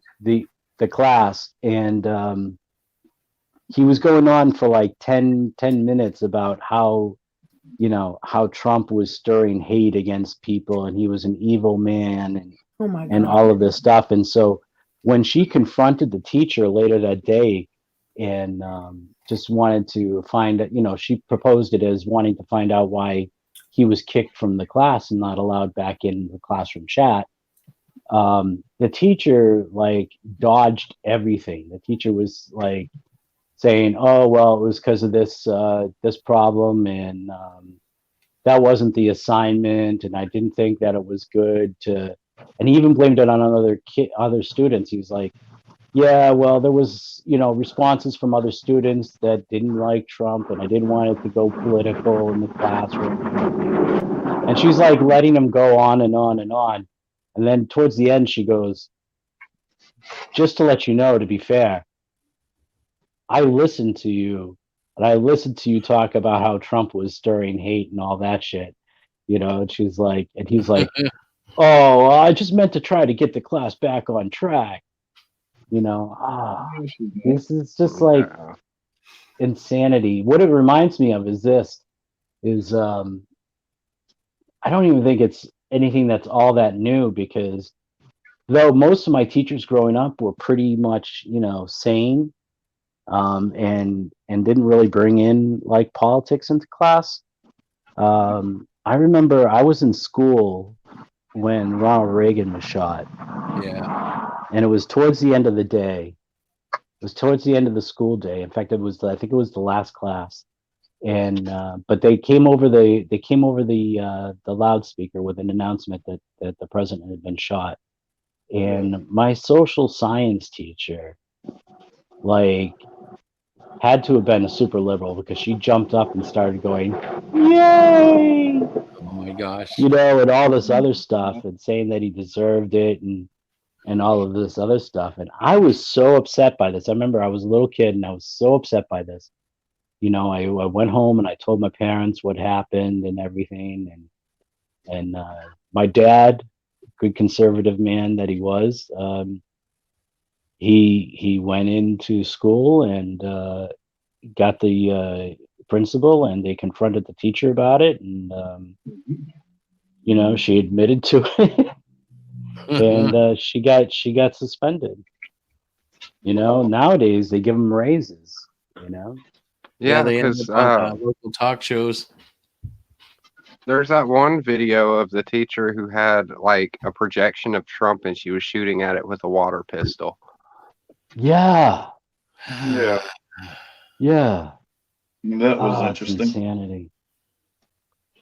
It's insanity. Now, Like, I was raised by conservatives, and then I spent my 20s and 30s being kind of borderline. I was independent, but I was borderline Democrat, because there's certain liberal things that I kind of believed in,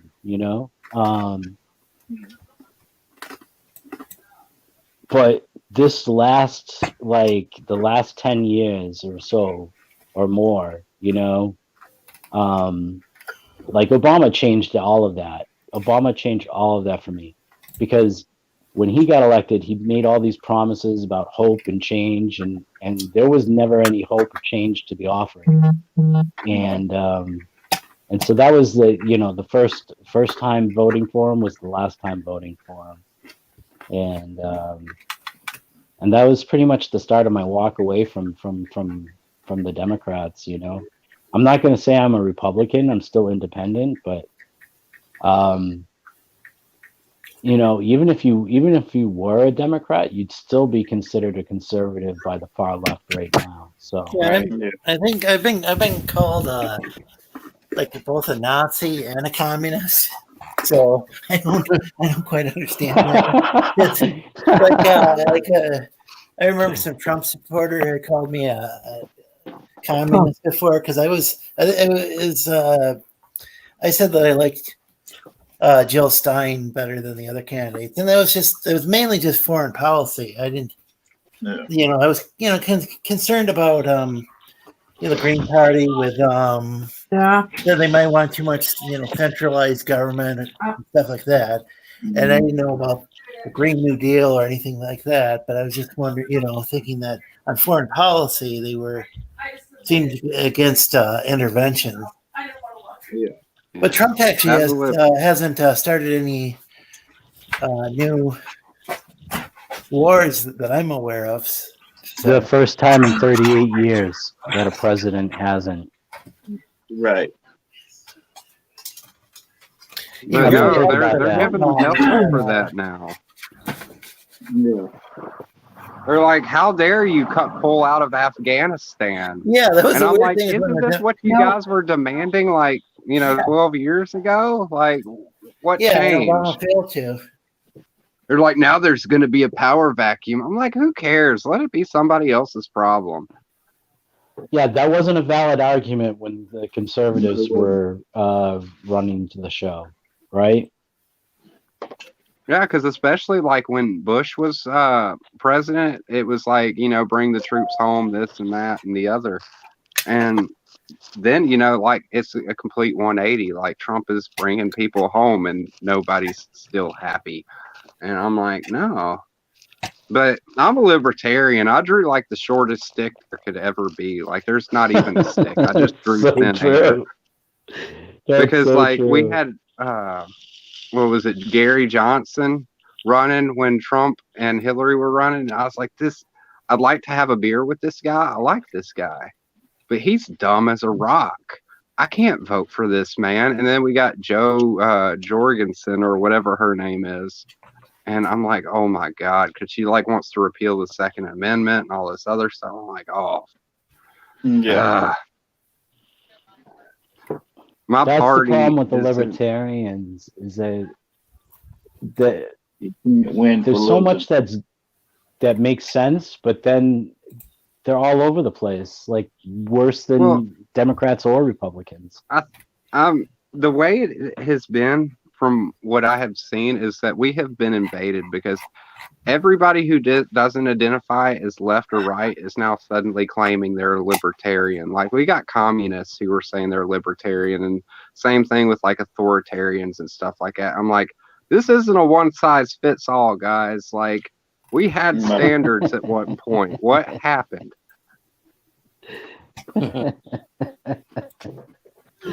Well, I don't know. We just get all the as independent. I was a little like Vic. I leaned left until Bill Clinton lied to me personally. Looking back, I understand, but with my Asperger's, I took his whole "I did not have sex with that young lady" to be very literal. And then when I heard the bullshit spin, that was really all of the left for me. I was like, okay, now I don't trust. What turned me off of Bill was when he said that he did not inhale, and I'm like, that is just a waste of weed, dude. I was even willing to buy that. I remember that guy. I remember him running, and there was like Paul Tsongas, I think, was running against him, and some other candidates. And I just remember looking at like a sheet of paper, their policy positions, and it's like, to me, Bill Clinton seemed like a real right-wing extremist, like far right. So remember, he didn't call himself a liberal. He was like, "Oh, I am not a liberal," and he worked with Newt Gingrich and. Well, to me, he was a very cool president. Remember, he was the jazz player, and he played saxophone. He rode motorcycles. He got blowjobs in the Oval Office. And to me, I was like, why not fess up to it, dude? And that's what pissed me off, because I was like, if he did it, he would have gone, heck yeah, I nutted her, and I'd do it again. But no, he played this whole game of I did not, and then I got all emotional about it. I was like, what about that chick, man? You used her, and now you're just saying, nope, I didn't do it. And Hillary's got to live with that. And at the time, I was sympathetic for Hillary, but apparently she's just like not the woman. Whoa, So it's the whole different story. But he launched. I just don't I don't Dude, understand my mind. why he denied it. Like, look at what JFK did. Like, holy Yeah. hell, he did all Yeah, kinds that of blew my stuff mind like when I that. found that out too. Well, the thing is, like, do you remember there was this weird or this wacky story that Saddam Hussein had supposedly tried to kill George Bush? So Bill Clinton went and he launched a missile that, like, I think killed some cleaning lady in some building in Iraq. You know, and it's like, or some janitor or whatever. And it's like he went and he bombed the heck out of Kosovo. Even like they were like bombing like repeatedly bombing oil refineries, and I mean it was just completely. And then they handed over and this is it's all up to, you know, different people have different opinions, but they handed on this, but like Kosovo got handed over to the ethnic Albanian Muslims, like taken away from the Orthodox Christians and handed over. And again, I don't know really the demographics of the area. I don't know if it was predominantly Muslim at that point or what. It's just like he did, you know, it was just, and they accidentally, in air quotes, bombed the Chinese embassy in Kosovo, which I thought was. I know bombings are not funny, but the way you said that. Oh yeah, it's like. Yeah. And then there was that whole thing where the CIA went in and allegedly the CIA went in and overthrew Aristide, and so then Bill Clinton went and sent some troops over there, and then there was like debating whether or not to put Aristide back in power. Man, you're like an encyclopedia of recent history. To me, it's not so recent. It's been a couple of decades. Well, the last 20 years. The last 20 years is the reason why we don't have great, fantastical, like, international spy thrillers like we did with Tom Clancy and anything, because life is stranger than any fiction could be right now over the last 20 years. Right. Yeah. There's nobody's been given the true story on anything. In fact, there's really not much you can believe about the last 20 years that can't be given some level of scrutiny, except that 9/11 conspiracy theory people are wackadoo. Other than that, everything beyond 9/11. Wait a minute, you're doubting that UFOs attacked America? Yeah, I'm definitely doubting UFOs attacked. UFOs are actually working with us. This is, and if you don't believe me, there's a show. I think it's either on Netflix or it's on Amazon Prime, and it's called Hangar One: The MUFON Files. Right? There's only one season of it. I don't know if there was more than one season, but on Prime there's only one season of it. Huh. But it's this. They go through all this stuff that you've never known before, right? All these accounts from all over the world that are documented, and you wouldn't believe the bases that we have underneath the United States, the underground bases that we have. Yeah. And they absolutely believe that it's all related to UFOs. I kind of believe. Yeah. Yeah. So they're underneath the White House. I think there's like some underground bunker for in case there's a nuclear war. They can go and continue there might even be a second Oval Office. I don't know if there's not a tunnel express out of there. Yeah, there is. Yeah. There's There's so much also- going on that we just don't even see as general public. There's a bunker that a bunch of people from the military, I can't remember the branch, are hiding in a bunker until the end of this whole COVID thing. So that was really weird to, and this is just like in some mainstream newspaper.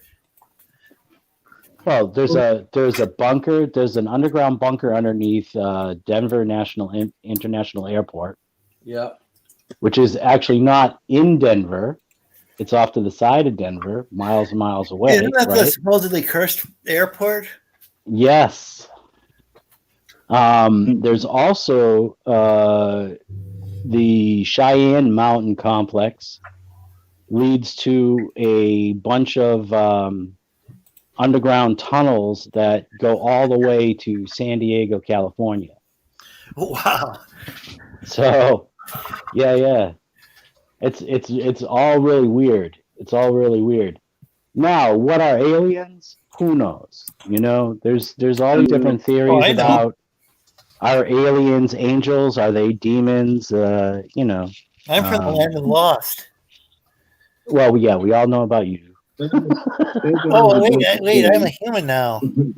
'Cause Your costume's not fooling anyone, buddy. As I was about to say, entertainment kind of dried up after the Cold War ended. Because there was so many ideas that came from the Cold War. Cheyenne Mountain, I think, is where the second Oval Office is. Okay, so that's also where I think some soldiers are sealed up in there. Oh yeah, that's a huge complex. That's been active and manned. NORAD is in Cheyenne Mountain. That's a huge military complex that's been running. I mean, they have like 3 different like 4-story buildings inside it and stuff like that. There's I forget how many thousands of people they say that could live in there. Well, should they need the people shelter? Insane. That's what happened with the Slee Stacks. As they started off as altrusions like me. Why am Lorenzo Slee Stack and not Lorenzo Altrusion? The long story, but what happened was the Slee Stacks kind of are the ones who ended up kind of devolving. Well, if you stay out of the sun, I think it messes everything up. Well, yeah, and then there weren't other species around either when you're living in an underground cavern. I was always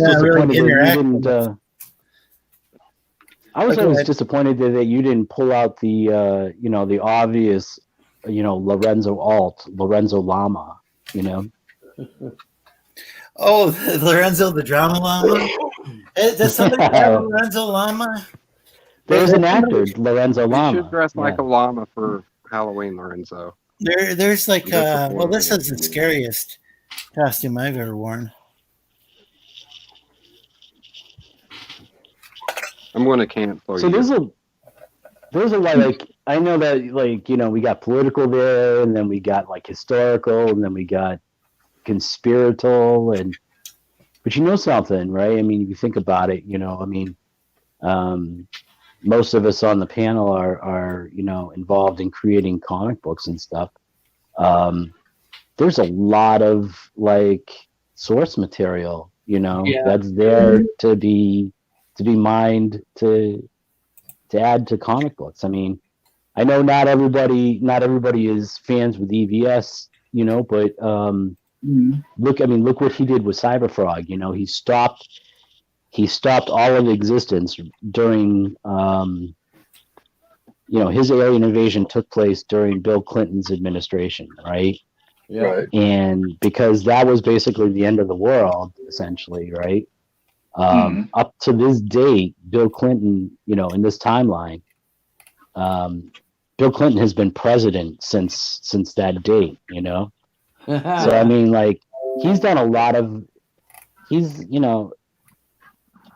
he's taken historical stuff and worldly stuff and used it to craft like a really kind of a unique spin for his story, which adds texture and depth to the world that he builds for Cyberfrog, right? And so that's one good example of how to do that, And I read Cyberfrog. I think that he definitely could have benefited from having an editor because I think some of his dialogue got a little choppy here and there in spots. But the overall story was good. I haven't. I've yet to read anything out of the Cyberfrog stuff, and really, that's not even out of bias. It's just out of like availability. I've just never backed any of his campaigns, and I've never seen his stuff in the bargain bin. So, amen to no bargain bin for EVS. I'm That's biased actually- against him because he jumped up my butt when I was standing up for local comic shops. And at the time, he was like, the hell with the local comic shops. And I was like, shame on you. But I read Cyberfrog. It's not a great book, but I've read a lot worse too. Kudos to him and for what he's done. I'm not going to detract from that. I mean, if he can convince that many people to buy his book, then more power to him. Right. And I think now people realize that his book. Oh, sorry. But I will say I am weird about my comics. Like, I'm not going to not saying that him putting like the Bill Clinton thing in there is political, but there's like nothing even pointing in that direction in my books. Like, I've even been like, I'm not putting smartphones in my book. I'm not putting cell phones in there because I'm writing a lot of horror too. And one of the horror tropes is, they can't get in touch with anybody. And it's really annoying when you watch these newer horror movies where they're like, there's no signal. Like, dude, there's signal everywhere. So I just leave it out because it also dates your book too. Like if you show like one of your characters was say like an Android, 7 or 8 or something like that, 10 years down the line, somebody's going to be laughing at it, be like, "Oh, that's like one of those old rotary phones." Like, I don't want that. It sounds like EBS might have intentionally been trying to date it with, like, associating with a '90s theme. Right. That was the point, though, Lorenzo, because like his original Cyberfrog books, which I forget who published the first ones, but I think the next one was like Harris Comics or something like that. Yeah. That was Hall of Heroes first, which was a much smaller company than Harris Comics. But then he went and he took Cyberfrog over to Harris Comics. So he basically picked up where he left off. Did they publish Vampirella before Dynamite did? Yes, they did. Yeah. Okay. Yep. Harris had Vampirella. Who else did they have? A few others. Yeah, they definitely had a few others. They were kind of like they were kind of not a huge deal, but they were a pretty big deal.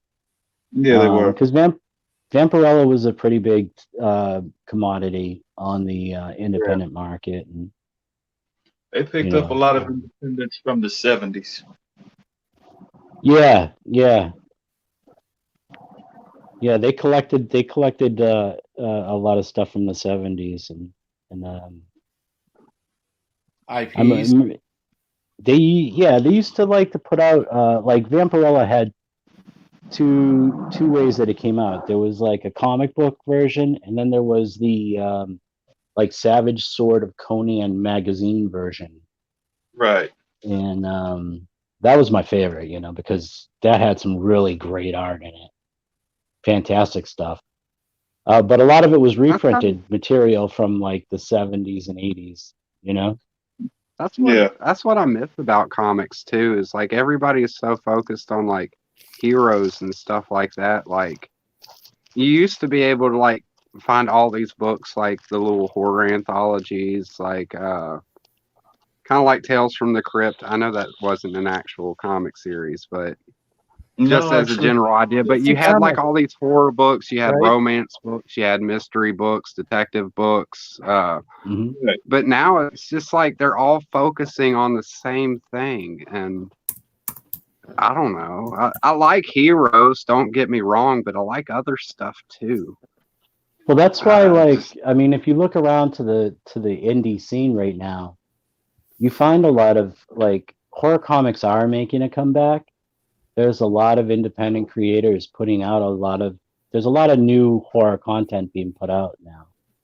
yeah. yeah. So I mean, that's great Like to see. Yeah, like my book is a horror comic because that's what I wanted. That's what I wanted. Like I'm not even writing for an audience necessarily. I'm writing for, stuff that I want to see. Um, but mainstream, it just got so, I hate to say it, but stagnant. Like Oh yeah. they ended up becoming a trope of themselves. Like you look at Donnie Cates and his work for Marvel. I mean, his writing's on point. His work on like series like Venom is great, but if you actually go over like Image, he's got that series Rednecks about vampires, and that's an amazing series, man. But a lot of That people is. don't even give him credit for that. You should go back to that one. 'Cause I'm still waiting for As the far rest as of I it to know, come he's out. still doing it. So the Tales of the Crypt, I think, was from 1950 to 1955. It was a comic book series, Okay. but then Congress was looking into comic books and all that stuff, and I think that's what A led lot to the more comic got book put out of code. business. So I think there would have been a reboot during the HBO series. Yeah, but Yeah. the comic book code was still in force, so they couldn't show Yeah. vampires, werewolves, or the undead. that's how we ended up with Mad Magazine. Is that some of the people from EC Comics went on to found Mad Magazine, and they call it Mad. They call it a magazine to get around the comic book code, to get around Right. the censorship. Hey, it was the death of EC Comics that gave us John Byrne. Yeah. John Byrne was working for them. They closed their doors, and Marvel picked him up. And look what he did for, prior to like, superstars like Jim Lee and stuff. John Byrne really reinvigorated like the whole '80s of comics for Marvel, because Marvel had already lost a lot of their really better talent. George Perez had left for DC, and a few others did too. So they didn't have those people anymore. John Byrne really kind of saved their butt. Yeah, he was awesome. I lived through that as a young adult, I guess.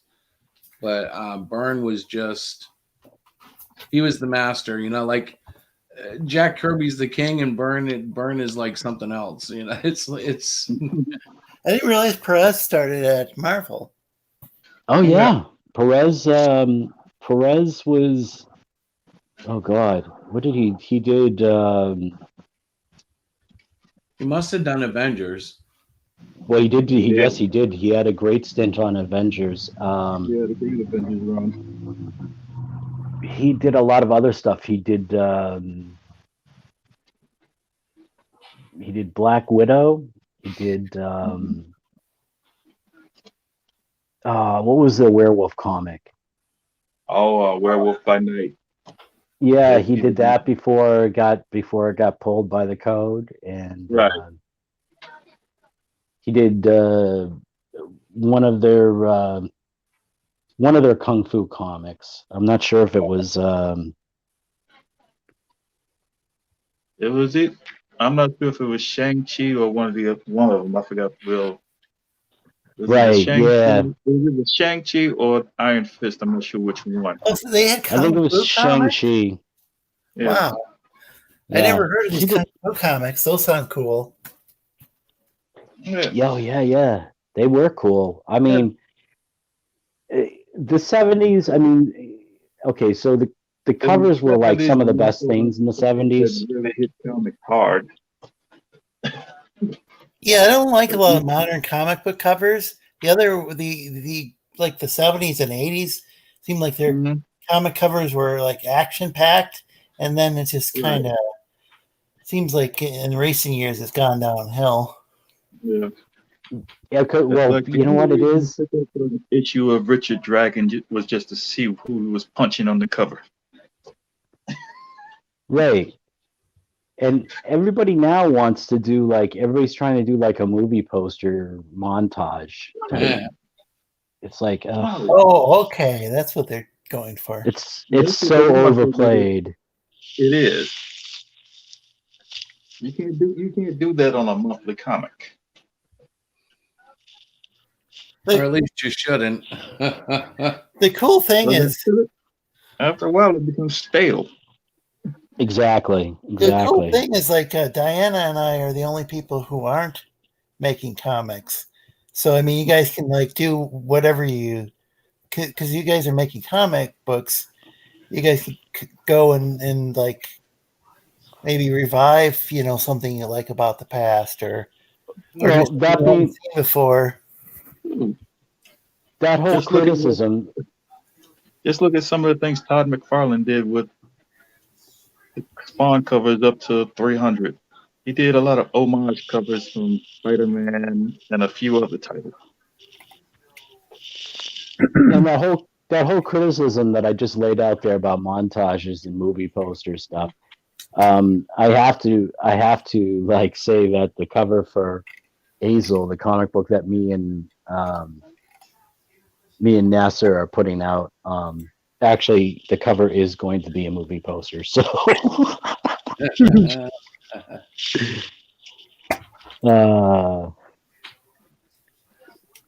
so I'm just being hypocritical, but yeah. Understandable.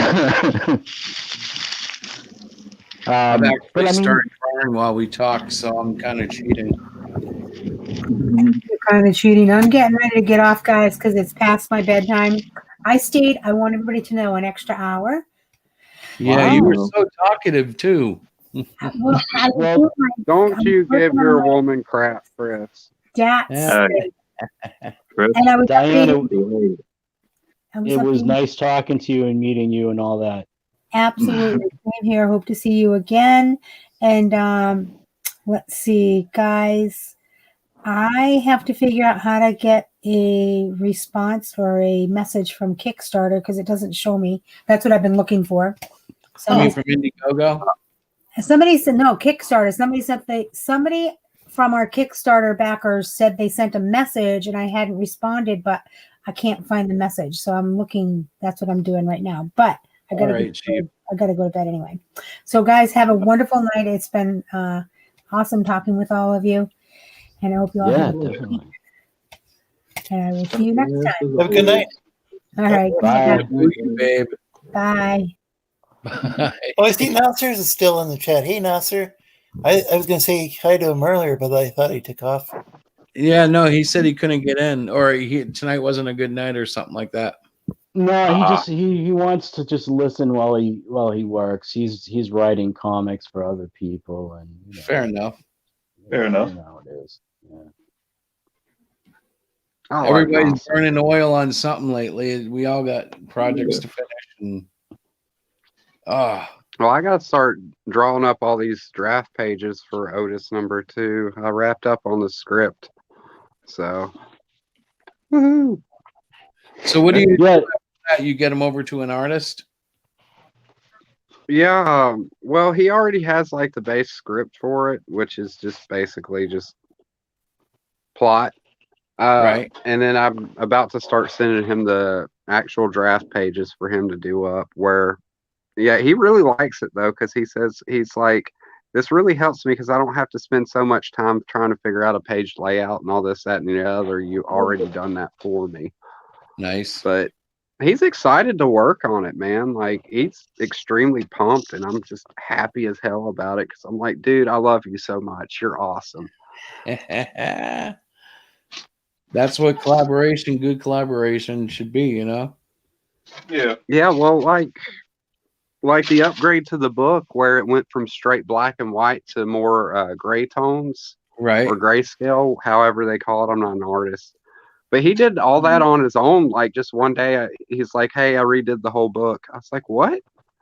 And then he sent me some images of it, and I was like, "Oh man, that looks great." You know, you added different shades of gray, and it makes everything pop a lot more. But like I said, this dude's awesome. Like he did that all on his own. I didn't have to ask him. He was just like, "Yeah."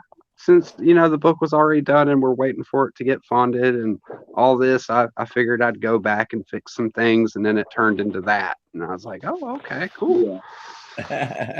Now, see, I'm glad you're passionate Nasser, about it. He's invested. Very. Nasser at the bottom of every page that he writes, right? I'm reading down, I'm doing the story, I'm doing the layouts for the page, and then I get to the bottom. It says, "Now take a look at your layouts, rip them up, and draw better." And I'm like, "What the Nasser?" He's preemptively being a dick. Seriously. I mean, you have no idea what I go through dealing with Yeah. him. The thing is, he's gonna give you his honest opinion of everything he's working on with you. That's the thing. That's what I really like about him. That's one thing actually that's what I like about him, though. Right. he's pretty good to work with. He gives you a lot of leeway to do your own visual stuff. Right. But he gives you exactly what he's looking for. So I have to say about his writing is that he definitely has an idea of visually what he's looking for as a writer. Whereas I've worked with other writers and done stuff for them where they haven't exactly known what they wanted it to look like visually, like what they were looking for visually. So yeah, that's why I do the draft pages, which is basically just thumbnails or storyboarding in a way. Is I still give him leeway. Like there's a couple of pages where he changed the panel layout a little bit, and I give him that leeway. I'm like, "Hey, if you know anything that works better, just do it. You don't even have to ask me." Well, but I know what I want Nasser visually, and that's why I draw it out, because it's easier to do that than to send them a script where it's like panel 1. This person's doing it, kind of like Alan Moore, like sending a 300-page script. That's but don't go giving Nasser any ideas, because then he'll stop hiring artists if he can figure out he can just do his own. Yeah. But the thing is, Master does all these things. He's giving everybody a chance to show what they can do. First of all, then he's gonna give you his opinion on it. Yep. You didn't do good enough. I'm just glad that we had that conversation and got him back into doing comics, because he had said he was off doing comics for good, and not for nothing, but he definitely, that's a crime right there for him to just up and give up comics entirely. So Yeah. I'm glad that we had the conversation we did that day, and that we're doing this project. Yeah, because he would have given up, and you can't really blame him, with the company that was the way he was treated. Yeah, no, he tried to. I know he tried to get. Was it? He tried to fund comic book with Jiminy Cricket, and I don't know what happened to that. It just didn't seem like it generated much traction. Well, it was too close.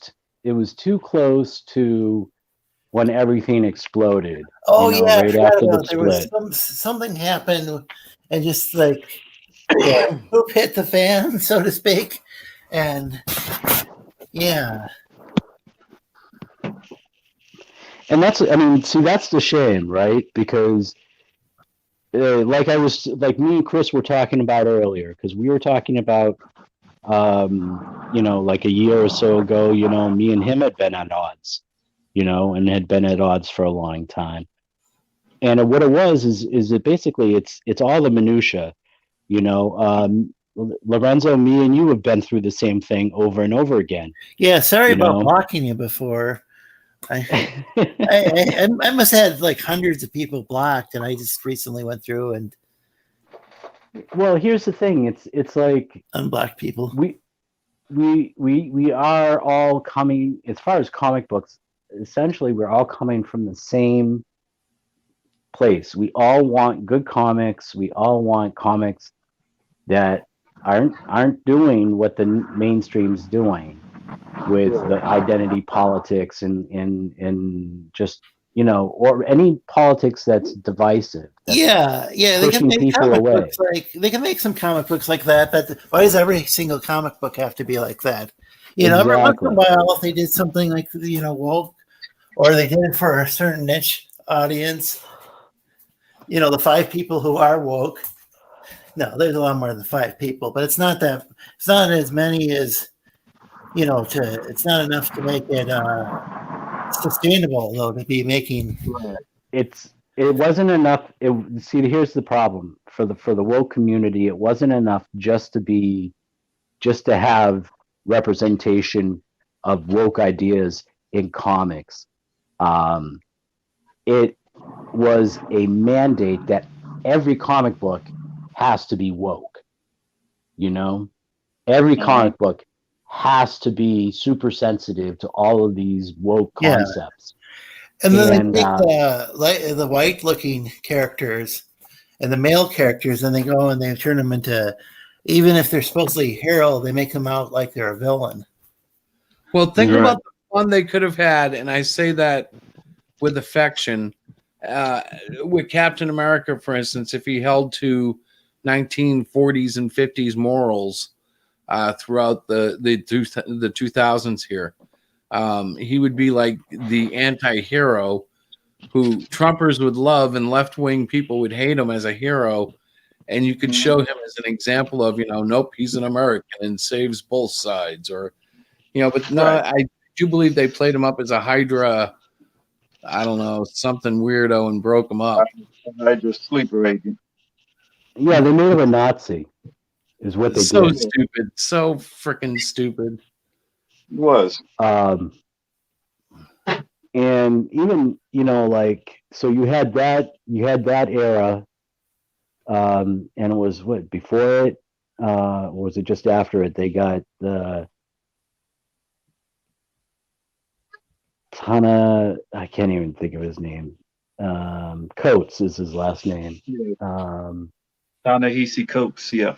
That's his name, and he is a vocalized anti-American writer, and he's not for nothing, but I mean, he's racist. He does not like white people. It's just pretty open about it. About it. Very open about it. Yeah. And that's not what we don't need that in comics. We don't need that in okay, so earlier in the stream, Chris and I were talking about where comics, certain comics should be comics that kids from 8 years old and on should be able to pick up and be able to enjoy and read, and it shouldn't be filled with stuff like that. We don't need racism in comics. We don't need this kind of divisive, not in those type of comics. I mean, if you want to do a comic that is like that, freedom of speech, you're more than welcome to do it. But certain things, certain characters, right? Certain characters are writing. Yeah. Certain characters have always been the establishment of traditional American values, and they should always remain so. Batman, Superman, Spider-Man, Captain America, these should all just be I hate to use the word generic, but generic in the sense that um, they're not divisive in their politics. No. You know, Yeah, they should almost be a static creation because they become so iconic. Anything they mess with the character ends up damaging some aspect of the fandom. Um, right? so instead of keeping it like, I don't know, Batman's a funny one because a lot of people got upset that he was using guns and killing in the DCU, I guess.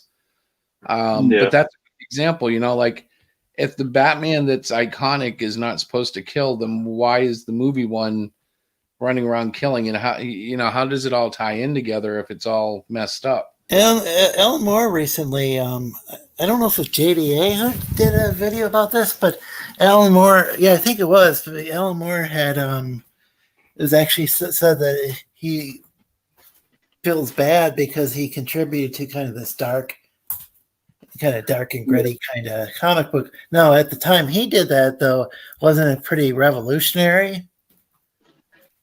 Well, the Am I thing thinking is, right when there, Alan Moore? yeah, Probably Yeah, was. it really yeah, it was. was I mean, you just see, the having that. Watchmen was a deconstruction of the superhero. Yeah, But most people followed that, but forgot to put it back together. Yeah.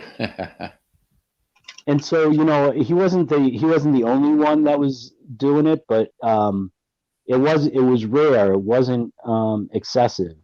So Alan Moore, he did it with Watchmen, right? Yeah, Frank Yeah. Miller did it. Frank Miller did it with The Dark Knight.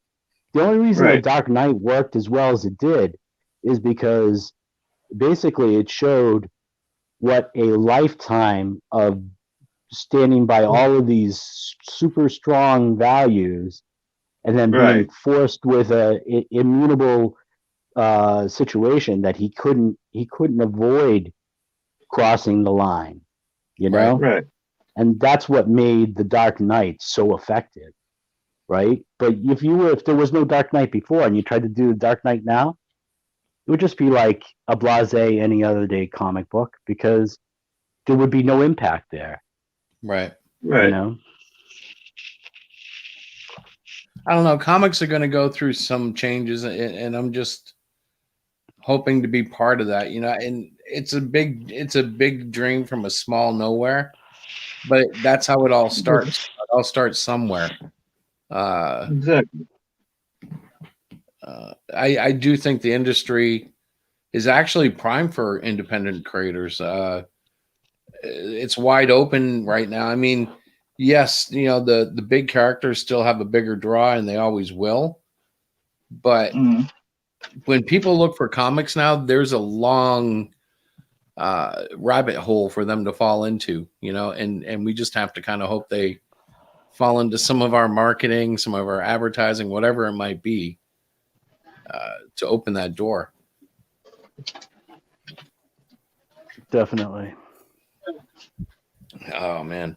Hey, I'm gonna go. I'm gonna close down the chat and go to bed, guys. 'Cause I have to Alrighty, go man. to work tomorrow. You'll have a All nice right, Chris. night, everybody. Awesome being on. Yeah, Thank you very much. We do this every Monday night. We've been doing it for like, I don't know, a year and a half now. So anytime y'all want, and if you run into videos supporting indie products that you think should be put on, let me know. I'll pop it in the beginning. I do at 7 through 8. I just like running those quick videos. It's fun. So anyways, yeah, I'm gonna go. Good night. Thank All you. right, By peace. the way, check out the Thursday night variety show Yeah, man. on the Lorenzo C. Stack channel. Yeah. Sorry for the shameless self promotion. Yeah. Anybody else want to throw anything out there before I click exit? Oh yeah, you can back Otis Stein by going to otisstein.com. Horror comic. When Otis meets his untimely demise, his wife Mary tries to bring him back using dark magic. Really cool book. Go check it out. Follow me and Nasser Abadi on Twitter for updates on ISIL. or ice hail. I think it's actually pronounced. I think that's the actual German pronunciation is ice hail. Very Um, yeah, my Twitter is at Viking Art, and yeah, I'll be posting updates on that as soon as I have them. All right, you guys. Hey, next week, yeah, bring some videos, man. Oh shoot. All right, I'm gonna go to sleep now. Good night, everybody. Thank you so much. Good night. Peace.